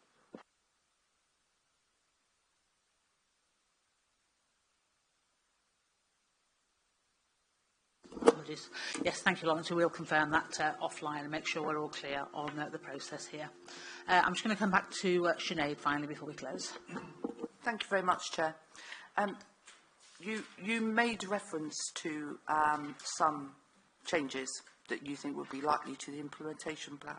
Just for the purposes of this committee, can you summarise what they are, please? I made reference to points that have been raised at this meeting and other meetings. There are no specific changes requested. That will be up to the Shadow Authority to determine. All that we're looking to do is to note what we have before us here and pass that to the Shadow Authority for its consideration. Liz, did you have a point on this? Just on page 55 about the geographical split of assets, please. The language does need to be altered slightly on that. Thank you. Sorry, yes. So to reiterate that point which has been made before about that geographical split of assets, which we've already agreed that was not the right terminology. Thank you. Okay, so we are now going to look at the recommendation before us, but to change us as proposed by Paul, which is in relation to noting and passing it to the new authority for its consideration. I think unless someone's going to advise me differently, I don't think we need point 3. I think we're all happy with point 4, which is noting the position on risk management. And I simply wanted to add at point 2 that the senior responsible officer consults with the chair on minor changes. Catherine. Having just acknowledged we need to change the wording around assets, I think you still need point 3 because somebody needs to agree that wording, and I think that person needs to be you. Thank you, Chair. Yes, and perhaps we could cover that in point 2.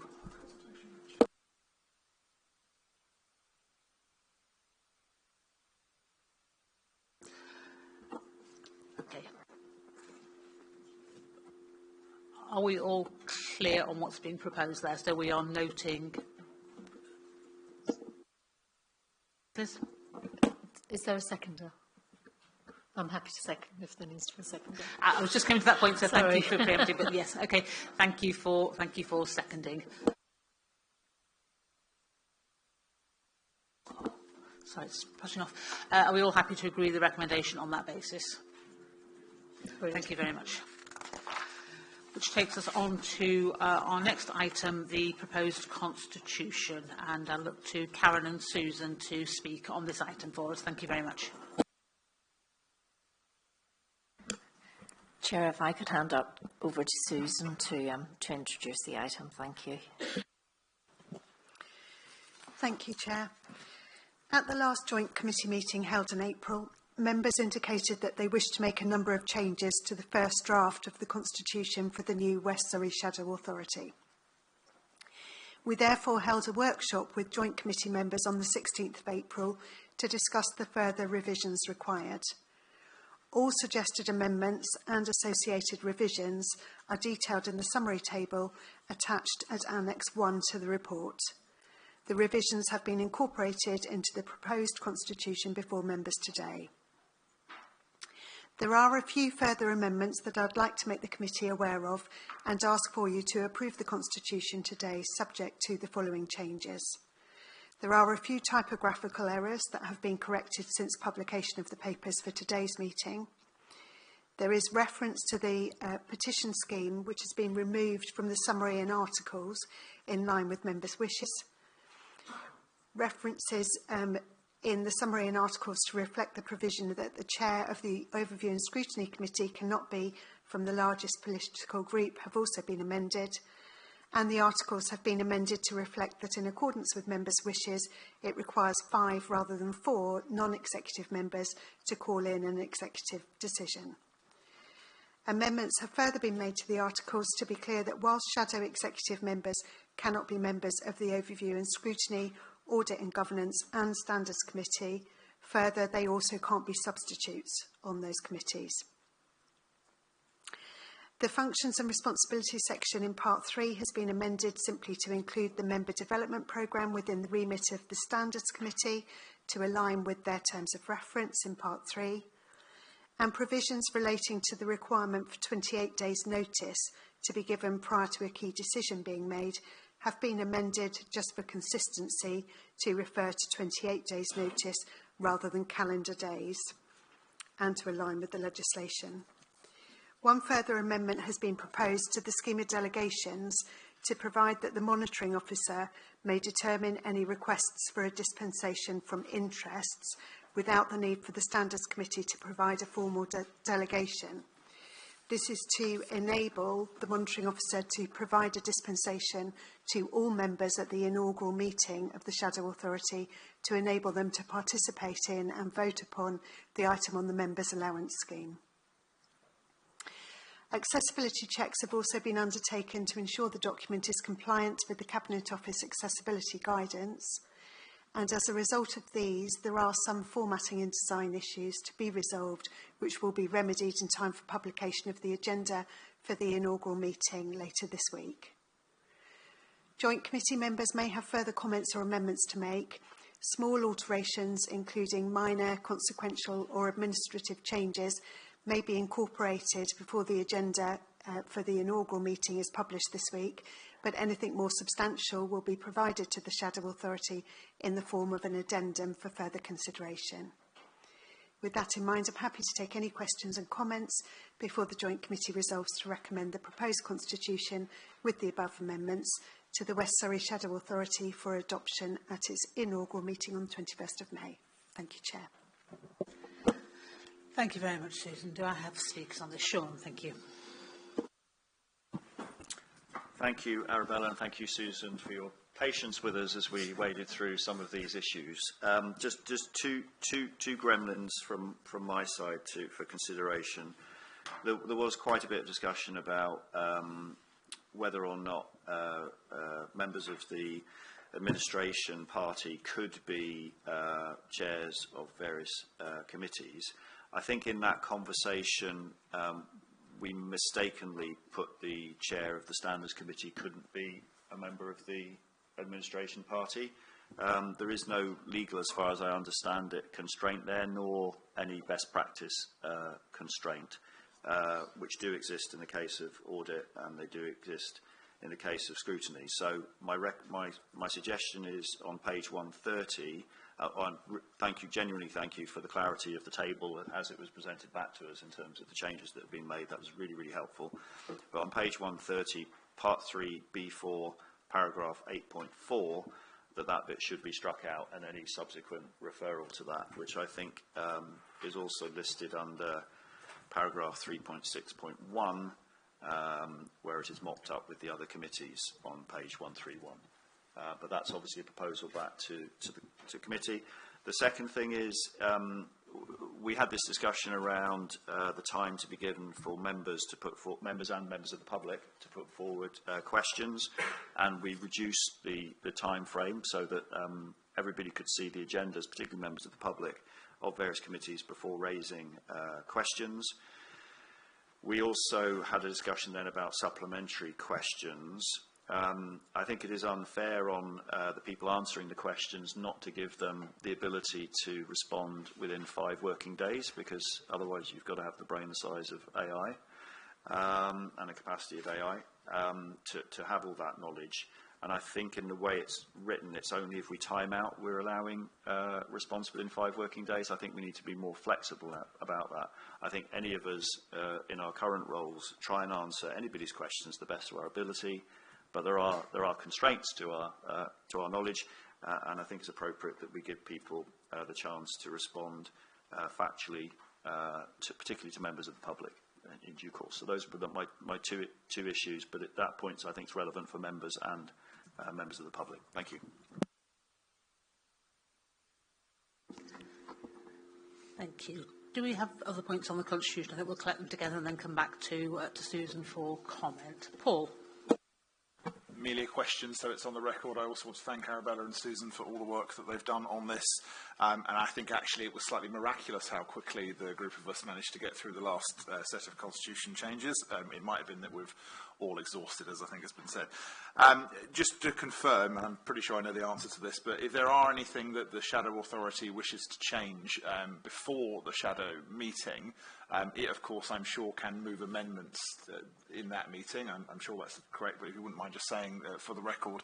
But also, if there are elements, larger, more substantial elements of the Constitution that need to be added, could you just give your advice on the most expeditious way for more substantial amendments to be made following the full council meeting? So again, there are a lot of newly elected members who I know are actually watching this today, and if you could just outline how we go about making those larger scale changes to the Constitution that may be needed. Thank you. Thank you, Paul. Any further points before I go back to Susan? I think it really has been very useful. I think we really appreciate officers' support to have worked through this, both before the initial draft came out and then following the initial draft, just sitting down and all working together. Anyone who wants to be involved to get this to a good state has really helped. Thank you. Susan. Yes, thank you, Chair, and thank you for the questions. So in terms of the proposal about the chairs, that is a matter for members. It's not a requirement that the chair of the Standards Committee should be from an opposition group, so it is really a choice for members whether they wish it to be permitted that the administration could be chair of Standards Committee. Again, the same really with the time for supplementary questions. The Constitution is currently drafted on the premise of supplementary questions being answered at the time, at the meeting, unless the time limit kicks in which case they would be answered in 5 working days thereafter. But again, it is a matter for members if they would prefer to have that provision for all supplementary responses to be responded to within 5 working days.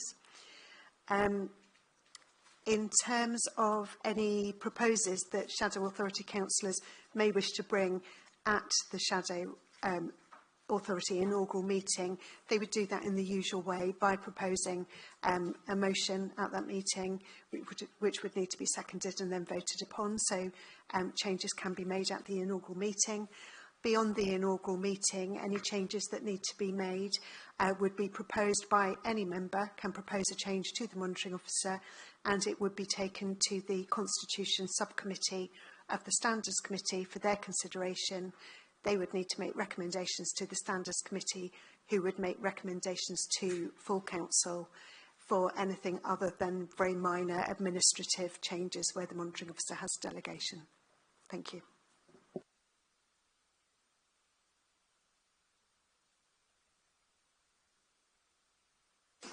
I thought you were doing some strange signalling as to why you want to speak. I'm sorry. I'm pushing it and it's not getting that. My nails are getting in the way. I do apologise. So I just want to say thank you very much, Susan, for that. Can I go back to Sean now to formally propose and have second those changes on the standards and the response, if necessary, if someone's not able to answer a supplementary, to come back within the 5 days. Thank you, Sean. Yeah, happy to propose as I said before. Thank you. Second that, yes. Paul, thank you very much. Is that agreed? Thank you very much. So with those amendments, we'll now look at the recommendations on this. So we're noting the summary of changes made to the Constitution since the last meeting in April. We're resolving to recommend this Constitution to the Shadow Authority at its meeting next week, and we're delegating authority to the theme sponsor for People and Governance to make minor administrative and inconsequential amendments to the proposed Constitution. Are these recommendations agreed? Thank you very much. That takes us to item 6, which is the interim statutory officer designations. You'll find the information on this on pages 405 to 415 in your pack. And I'm going to hand over to either Karen or Shella to introduce this. Shella will introduce it. Thank you, Chair. Thank you, Chair. So this report presents the recommendations of the West Surrey Joint Committee Appointments Member Working Group regarding the proposed designation of interim statutory officers for the shadow period. It seeks the Joint Committee's agreement to endorse those recommendations. Sorry, Shella, can I just pause a moment? I've just had a suggestion that obviously we have people in the room who are candidates in this process. Should they not be out of the room while we discuss this? I know Susan has left. Thank you, Karen. I did take advice on this, Chair, beforehand from the monitoring officers from the governance services, and it was explained that this was a personal choice by the individual members of staff concerned to stay or leave. It's not a requirement that they leave. It was personal choice. Okay, it seems odd that others have left the room, including the monitoring officer.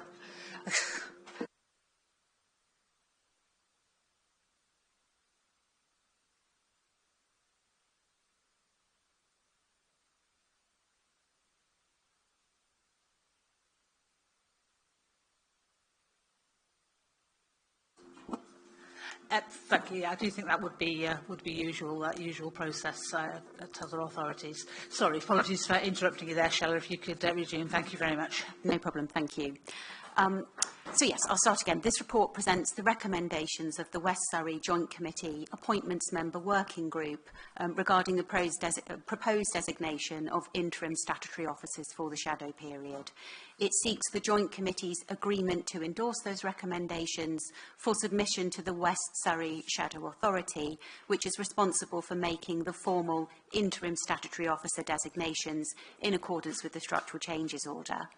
So at its meeting on the 18th of February, the Joint Committee approved the proposed selection approach, established an appointments member working group to oversee the process and act as the interview panel, and confirmed that the member working group would present its recommended candidates to the Joint Committee prior to any recommendations being made to the Shadow Authority.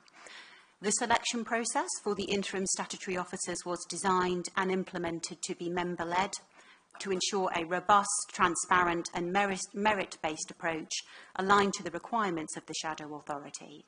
It was grounded in clearly defined role purposes and assessment criteria, which were agreed by members and reflected the skills, experience and leadership capabilities required by the interim roles to operate effectively in a complex local government reorganisation context.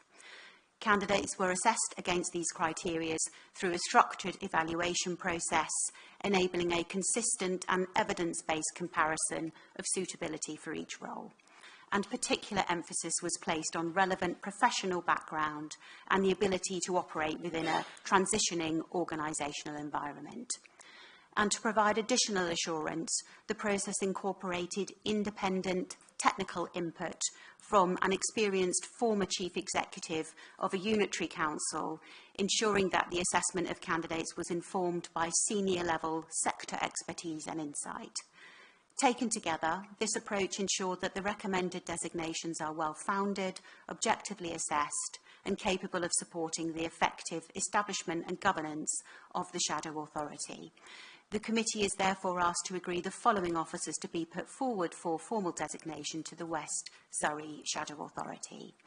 Andy Brown as Interim Head of Paid Service, Vicky Radford as Interim Chief Finance Officer, Section 151 Officer, and Susan Sale as the Interim Monitoring Officer.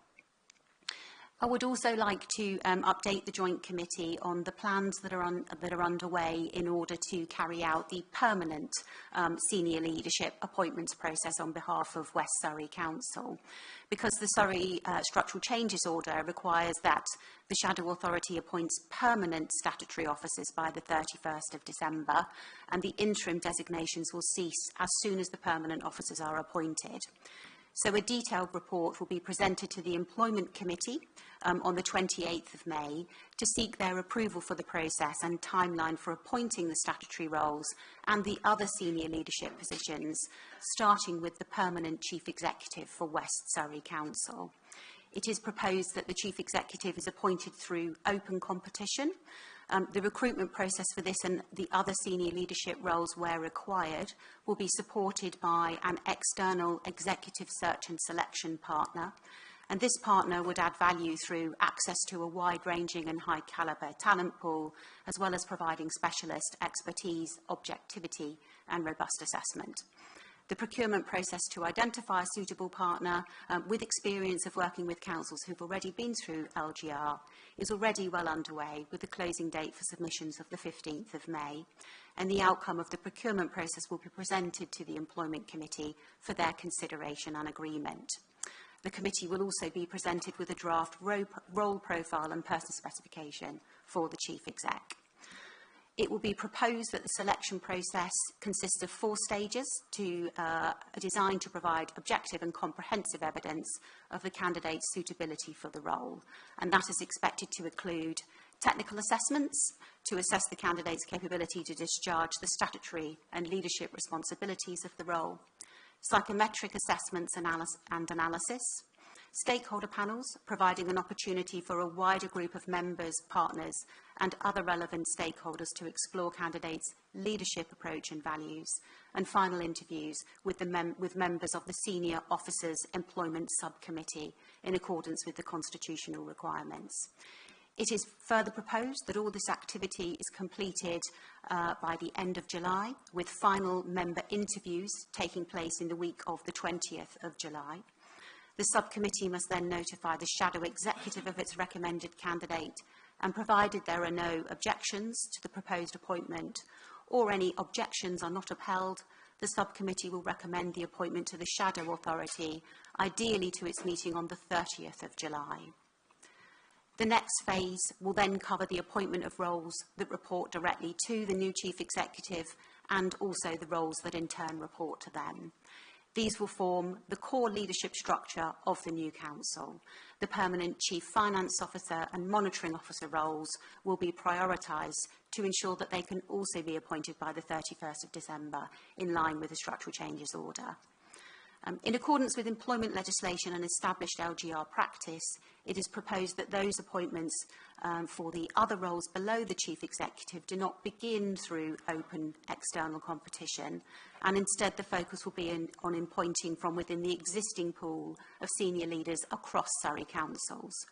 Officers will be invited to apply where their role operates at a level broadly equivalent to the new role in terms of strategic intent, accountability and purpose, and that will be determined through an objective job matching process, comparing current leadership roles to the newly created leadership roles. And where they cannot be filled through that process, open competition would then take place, supported by the same executive search partner. And it is proposed to complete all the appointments for the new senior leadership roles in West Surrey Council before vesting day. I'm happy to take any questions on the interim designations or the proposed next steps for permanent appointments. Thank you. Thank you. Thank you very much, Shella.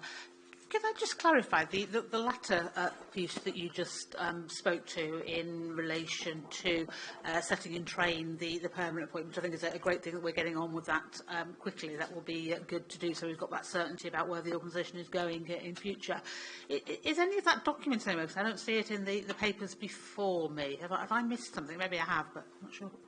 No, we agreed to give a verbal update today, and we will also be sending the draft employment committee paper to members of the member working group by the end of this week, so that their comments can be incorporated before that is finalised and sent to the employment committee for decision. Okay, thank you for clarifying at that point. Do I have comments from the committee? Thank you, Paul. I'll keep these brief. Firstly, can I just confirm that the Employment Committee, therefore, if they wish to make amendments to that instrument that you're referring to there, will obviously have that right? I'm sure that's the case, but could you just confirm that, Shella? Thank you. Yes, that's absolutely right. Those are proposals. Thank you. Secondly, I'd like to request that the recommendations be split so that there is a vote on each of the interim officers rather than taking them as a block. Thank you. Noted. Further contributions from anybody? Sean. Thank you. Thank you, Shella, for the update and for the work that the team's done to bring this forward. I think in a previous meeting, I think we said that we had to do this in a fair and objective way and be seen to do it in a fair and objective way. And I feel comfortable that my professional requirements with respect to ethics and everything else have been complied with through this process. I am a bit concerned, as I think officers are aware, that we haven't picked up on the request which we voted on. So I think it has some kind of binding, seeing as it was a reasonable and legal request in our meeting of January for members to have some insight into that process and some ability to support the officers in accelerating as you detailed today. So it's disappointing that that hasn't happened, but we are where we are. I would be keen that not only is that document shared, but there's an opportunity for members of the working group to engage with officers to critique that those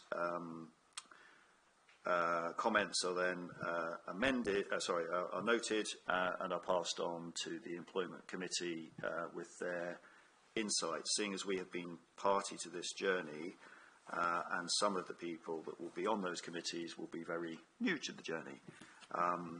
I personally am surprised and disappointed we have ended up where we are, given the profile that we gave it at our very first meeting, not just on the acceleration of the Chief Executive's, permanent Chief Executive's appointment, but also to understand the flexibility that we may have, the Shadow Authority may have around subsequent appointments. I mean, I did notice that you commented on the Monitoring Officer MS 151. I think we're all aware that there are some issues in the market around other key roles, particularly DAS and DCS as well. So to be handed a bit of a fait accompli, as I say, is surprising and very disappointing, and I don't think is the finest moment for a number of people concerned. Thank you. Thank you, Sean.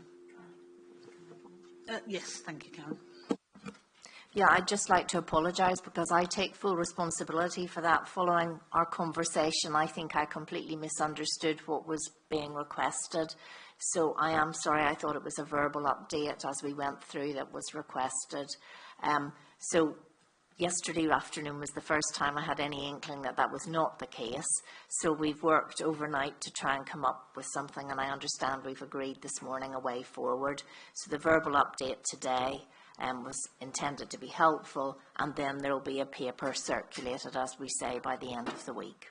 But it's my fault, it's not Shella's. Thank you, Cameron. Sean. Yeah, if I could just say thank you. I respect that, Karen, and I respect you as well. And I think we all respect there's just been a huge volume of stuff going on. So, yeah, something to slip through the net was inevitable. It's just a bit sad it was this particular item that we I think all members felt passionate about. But we are where we are. We move forward. We have a plan. If consideration could be given to the request that not only are we shared, the report is shared, but there's an opportunity to engage and make some comment, which potentially Simon can support minuting. That would be, at the time, that would be brilliant. Thank you. Thank you, Sean, and thank you, Karen, for that. Yeah, I'd just like to share Sean's disappointment, really. I appreciate the effort and the work going in, that things do slip, and that there is a keenness to get on with the process, but there were a number of conversations, because I heard them quite a few times from Sean. I know he then had conversations with Karen as well, so it is disappointing we've got to this point, but we have a way forward, so let's take that way forward. Okay, do I have any further comments at all? No, if not, then we will go to the recommendations. So we are looking to agree that the following officers be put forward for formal designation to the West Surrey Shadow Authority as interim statutory officers to fulfil the requirements of the Surrey Structural Changes Order 2026. And we will take these individually. So the first at 1.1 is Andy Brown as interim head of paid service. Could I see a show of hands on that, please? Thank you.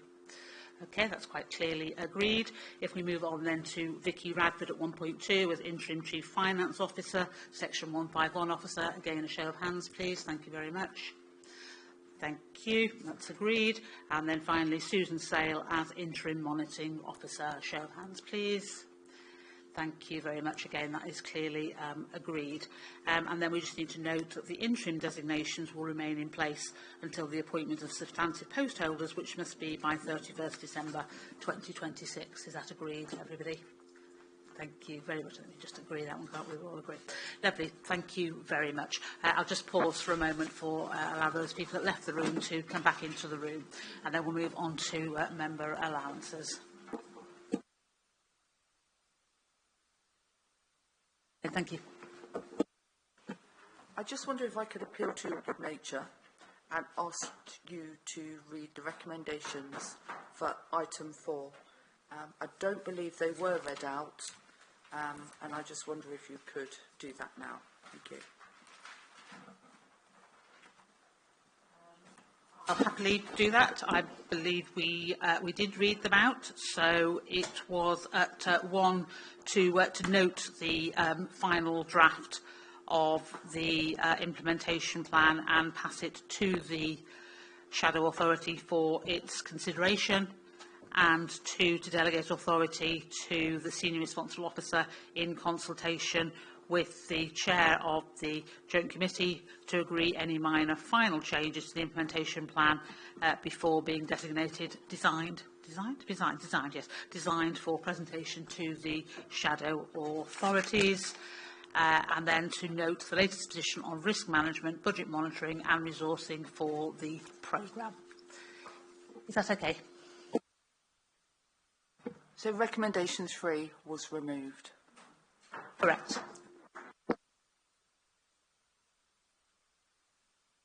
Thank you. Okay, we're going to move on now then to item 7 on the agenda, which is the scheme of members' allowances. It's on page 550 in the supplementary agenda, so you'll find it separately from your main agenda. We are joined by members of the independent remuneration panel now, who are joining the meeting online. So I don't know if you'd just like to introduce yourselves, the independent panel. Thank you. Thank you very much, Chair. Yes, thank you for inviting us along to the meeting today to discuss our recommendations within our independent remuneration panel report. I'll ask my colleagues to introduce themselves and I'll introduce myself. So, John? Yes, I'm John Thompson. I'm one of the members of the panel. I've chaired panels in Hampshire, West Sussex, and in quite a number of districts and boroughs in Surrey. Thank you. Dennis?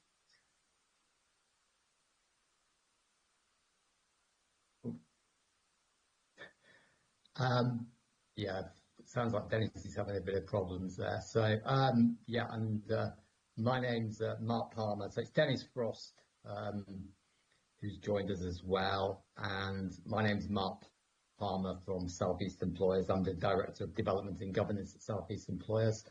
And I was asked to chair this particular panel. And also, we had two other panel members, Lucy Brown from Surrey Disability Initiative and Steve Banks-Smith, who also were members of the panel as well. Thank you very much to the panel. Now I'm going to look to Karen to introduce this. Before I hand over, unfortunately, my Vice Chair, Councillor King, has had to leave the meeting for a pre-arranged appointment he has to make, so he's had to leave us. Sadly. Karen, thank you. Thank you, Chair. I believe Susan has a short introduction before we hand over to questions. Thank you, Chair. Part 4 of the Surrey Structural Changes Order 2026 requires the Shadow Authority to prepare and adopt a scheme for the payment of allowances to its members. The report before members today, and included in the supplementary agenda pack, is intended to provide the West Surrey Joint Committee with the information it needs to establish a scheme of allowances, as well as enabling it to plan for a mid-year review to enable further modification to the allowance scheme if required, and to plan for the formulation of a scheme to be adopted for West Surrey Council beyond vesting day on the 1st of April 2027. Such a scheme must comply with the Local Authorities Members' Allowances England Regulations 2003, and these stipulate that regard should be had to the recommendations of an independent remuneration panel. At the February Joint Committee meeting, members agreed that the IRP could be drawn from existing IRPs of the councils within Surrey. Officers received 8 expressions of interest and went on to appoint a panel comprising of 5 members. The panel was chaired by Mark Palmer, who is a Director of South East Employers and has extensive experience in the development of members' allowance schemes, chairing an array of IRPs across the South East and East of England. The panel's report, which is attached at Annex 1, explains the basis on which it has made its recommendations, including a number of assumptions on how the Shadow Authority will operate. For this reason, an in-year review of the scheme is recommended. As members will also see, the paper requests the Joint Committee's consideration of the IRP's report and agreement as to whether it wishes to make a recommendation to the West Surrey Shadow Authority to adopt the proposed scheme of allowances set out in Annex 1 in full or part. Otherwise, an alternative scheme could be recommended. And Mr. Palmer is in attendance today, together with his colleagues, Mr. Thompson and Frost, to answer any questions the panel may have. Thank you. Thank you very much, Susan. Who'd like to start us on this? Sean, thank you. Thank you. Thank you, Mark and team, for your work and for your constructive engagement with members through part of it, as well as one of the stakeholder groups. Much appreciated. Just a tactical point to start with. On page 7 of, it's what we have, I'm not sure it's what you have. It talks about the percentage of members that can have an SRA.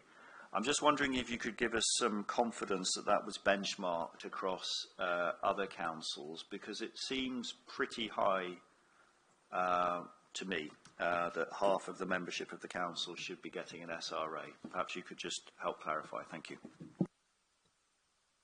Yeah, I'm happy to take that question. Yeah, we're not actually recommending that half would get SRAs. That's entirely up to the number of roles that are actually created by as part of the Shadow Authority as such. But there is good practice recommendation, and it's also referred to in the 2003 regulations, that there shouldn't be more than half of councillors shouldn't receive special responsibility allowance, and it's based on a simple premise that if more than half get a special responsibility allowance, it's no longer special. It's actually special not to receive one. So our good practice we followed was based on that particular principle to recommend a so-called 50% ruling around the number of councillors who should be receiving an SRA. It's then left to individual councils to determine whether or not they adhere to that good practice principle. And I think it's fair to say currently across the South East, it's a mixed picture in terms of those councils that do. Obviously councils where very small district councils where there's 25, 26 members. So I'm just thinking of somewhere like Eastbourne, for instance. It's very difficult there to limit it to 50%, but obviously when we're talking about a council of sort of 90 members, that's a lot easier to do that. Thanks for that, Mark. So I think, yeah, it is just setting a sort of upper limit, isn't it, really, as to where it shouldn't go, not something to aim for. Thank you. Did you have any further points, Sean? Yeah, I could do another one. I noticed that the recommendation for the Senior Officer Employment Subcommittee was 20% of the Employment Committee Chair. I was a bit concerned that that really didn't reflect the work content in the shadow year of that committee. We've already had a discussion, which I think you were party to, Mark, around senior officer appointments and the scope of members' involvement in senior officer appointments will be something for discussion between the head of paid service and the new leader of the council in due course. So I would be minded to see that number go up to reflect the work content, because you know, fair days pay for a fair day's work. You want to comment on that? Yeah, I'm happy to answer that, and then invite colleagues if they've got anything further to comment around that. Yeah, I mean, I think for that particular role, it was something obviously new and unique because of the very nature of the shadow authority, etc.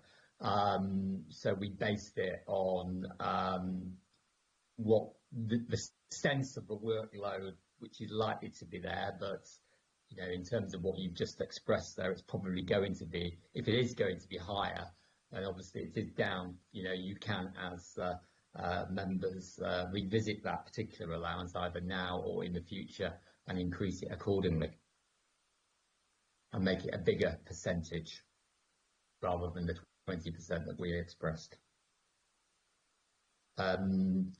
Colleagues, anything you'd like to add to that comment? No? Okay. No, I don't think so. I just would add that we were given this bit of guidance fairly late on. We really didn't have any clear idea of what the workload would actually be like. So, but as Mark says, it can always be changed either upwards or downwards. Thanks for that. Are there any thoughts in the rest of the committee about the higher allowance potentially for the chair of the appointments subcommittee? Anyone else have a view for or against that? No, I think no. Okay. Not much interest in that one. Okay, thank you very much. We did have a proposal put forward by Councillor King, who I know has left now. I know it's been discussed with the East Joint Committee members as well, which was that the public sector discount should be a 25% rather than a 35% discount, recognising the rural-urban split of the area. I don't know if anyone else has had a look at the material he gave on that and was interested in that. So it had the effect of making the ordinary members' allowance a little higher.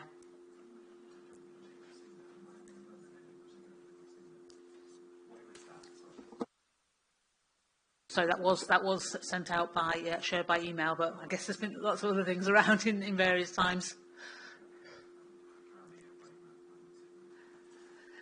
clearly, if people haven't seen it, we could obviously leave it to be discussed at a later date. We can discuss that in the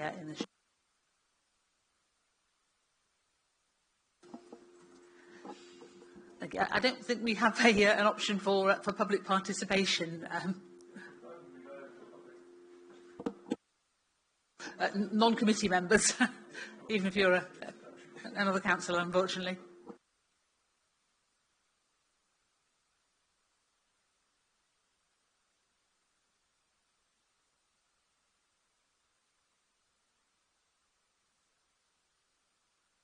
Yeah, thank you. I'm sorry, we're not discussing the appointments. We don't have a role for you to participate in the meeting, sadly. Happy to discuss outside with any contribution you have to make. Thank you very much. Okay. The proposal within the papers is that the normal payment is lower during the shadow year, but I know there was a proposal from a member of the East that should not be the case. It should be the same, recognising that people would be changing their lifestyle potentially to fit this in. So I'd be interested to hear people's comments on that. But I think Sean has a point to make, so I'll go to Sean. Well, it was a different one, Anne-Marie, so maybe deal with your one first and then we'll come back. Thank you. Do we have any views on that proposal? Liz? I mean, I'm quite happy with what's been proposed within the paper. I think, you know, during the shadow year there will be a reduction of duties, and I think it's only fair that that's probably expressed in the allowance. Any views, Sinead? Do you have a view there? Thank you. I do think it's reasonable, Chair, but I'm not so sure I'm as clear-minded on that as Councillor Townsend, because at 6:30 a.m. on Sunday morning I had a phone call about a potential incursion in the area I've recently been elected to. So I think it's may not necessarily be the case. Thank you, Chair. Yeah, I think these things can happen, can't they? I think it's going to be important that we do clarify roles as we go forward. Perhaps the communication teams can help us with that, because, of course, that casework, local issues, do still sit with the existing councillors rather than pass on to us in our unitary roles on this. Liz? Yeah, can I just clarify that we have the opportunity to revisit, so, you know, as the shadow authority. So, to be honest, I feel happy with having that caveat in the background. Thank you. Thank you, Liz. Paul, so, yeah, no, nothing further. Thank you. Okay. Does anybody have any further points they want to raise? Sean, thank you. Yeah, thank you, Chair. Maybe one for Mark and the team to consider. I noted the child and dependent carers allowance was linked to the Living Wage Foundation Real Living Wage, so thank you for that. That's really good. What my concern there was that if anybody that had caring responsibilities, and it happens through life from time to time, that would only pay for the labour element of any specialist support. It wouldn't pay for the overhead component or the profit margin of any commercial providers. So on the one hand, we're saying we're going to recompense people for caring responsibilities that they need to make arrangements for to attend council-related activities. But on the other hand, we're not paying them fully for that, where they have to source it from the commercial market. Could you just give us an indication why you took that approach? Thanks, Mark. Yeah, happy to do that. In respect of sort of childcare elements as such, we linked it to the real living wage because we wanted a sort of a marker as such, which we felt was appropriate. But for the more specialist care, we have said that would be reimbursed at cost upon production of receipts and medical evidence submitted that type of care is required. The reason why we made that split there is that one relates to more basic childcare. Some people use the term babysitting as such, but obviously the more specialist care there is got substantially higher costs, and the analysis we've done over the last few years is that those costs of that particular side of care, the costs have escalated quite substantially. So by not having a ceiling on the cost, we didn't want to put a ceiling there to act as a deterrent from any individual standing for council, and also when in council being put off from taking on a special responsibility role. So we deliberately also didn't put any maximum ceiling on the hours that the dependent carers allowance could be paid for either, so that somebody with caring responsibility wouldn't be put off from standing for a cabinet member role, leadership role, or any other special responsibility role above and beyond the basic council role. Thank you, Mark. Sean. Yeah, thank you, Mark. Could I suggest, though, that maybe the real living wage benchmark, which, as I say, only covers the labour side of it, if organisations are behaving appropriately, that is uplifted by a benchmark, an industry benchmark you could potentially find for childcare sector for commercial providers, and then you've linked it to something that will move, but you've also made sure that there's full recompense. Otherwise, we're behaving differently depending whether it's childcare or whether it's specialist care. Well, specialist care can obviously be childcare as well, but I suspect you're probably thinking more about people with learning or physical disabilities or elderly relatives, etc., that need other types of support, which I very much listen. I really value what you've done here. I think this is exactly in line with what I'm sure almost everybody in the room would think is appropriate, but I do think there's a bit of a gap there in terms of the full cost for childcare. Yeah, I mean, we would be happy to revisit that, relook at that, because what we tried to do throughout this report, because we had this opportunity of a blank canvas rather than building on legacy frameworks and legacy schemes, we tried to install throughout this our recommendations best practice, particularly in areas of carers allowance and obviously the parental leave, as well as our approach to the basic and the special responsibility allowances as well. So yeah, we'd be, as a panel, we'd be happy to look at that particular aspect again. Thank you very much, Mark. So I'd like to go into our recommendation to go to the Shadow Authority. Okay. Do I have any further contributions on this? Yes, Sean. I'm really sorry, Chair and members of the committee. So I would like to propose that we reduce the number of members of the authority that can have an SRA to 33%, because I don't think we should have a high ceiling. We should be behaving prudently, particularly in the circumstances in which this council is coming to life. In terms of the haircut that's applied to basic allowances, I think there has been a general consensus that should be done. Can I suggest that 50% of that haircut is also applied to other SRAs, again noting the fact that this is a shadow year rather than a fully functional year of the council. Again, I think that's consistent with being prudent and being fair to all members concerned. Thank you, Sean. And obviously that proposal is in there because the evidence from previous unitaries is that the individual members who haven't taken on a role obviously aren't doing casework, and therefore there is much less of a position there.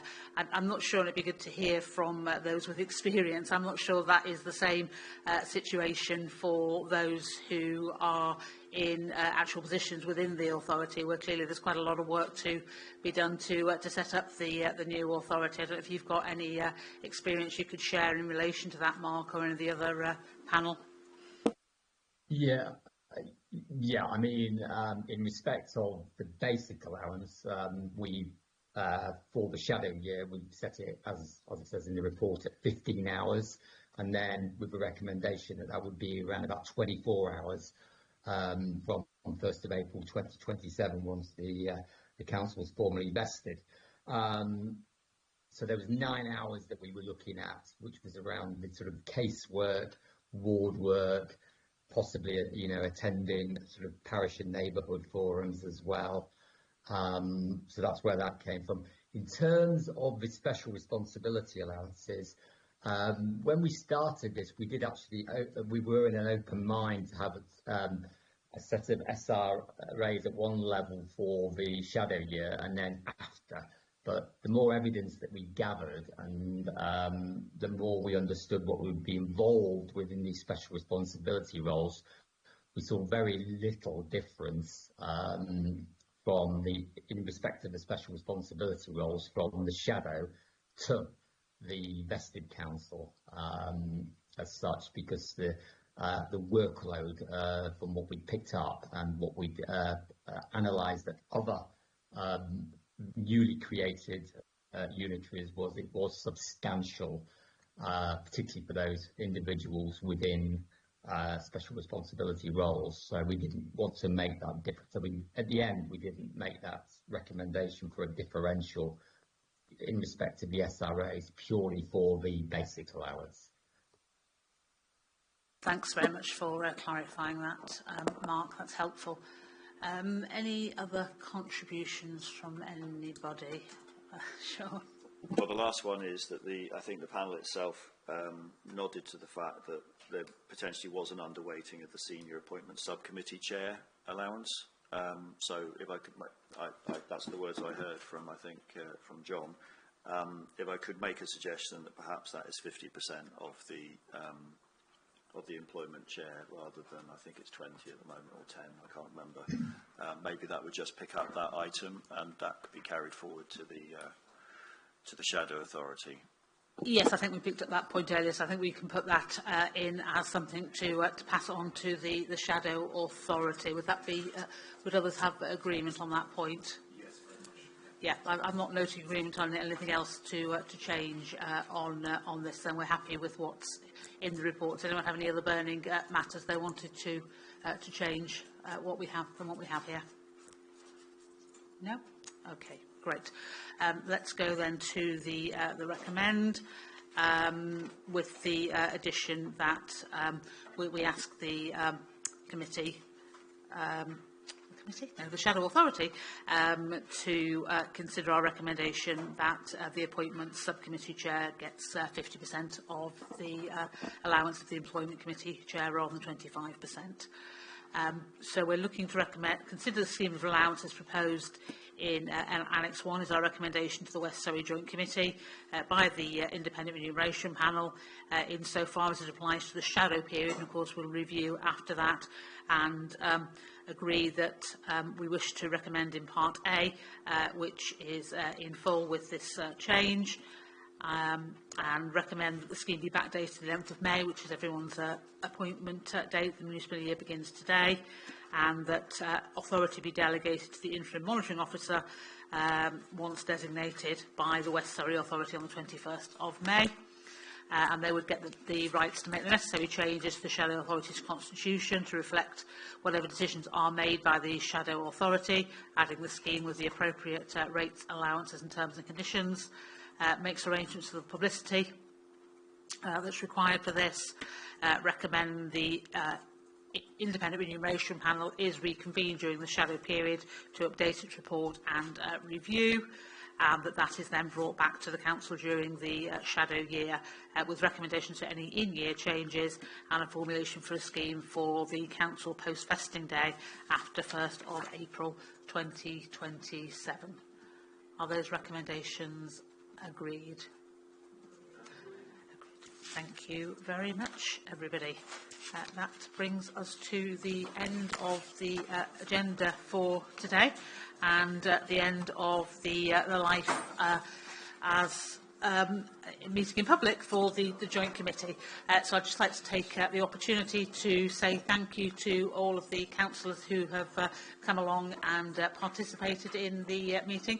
Thank you very much to our guests from MHCLG and our Commissioner guests, and thank you to all the officers who have been here today and on many other times for this meeting, and all of the work that they are doing to make this happen, which really is very much appreciated as they take us through this process. Thank you very much, everybody, and have a good rest of the day.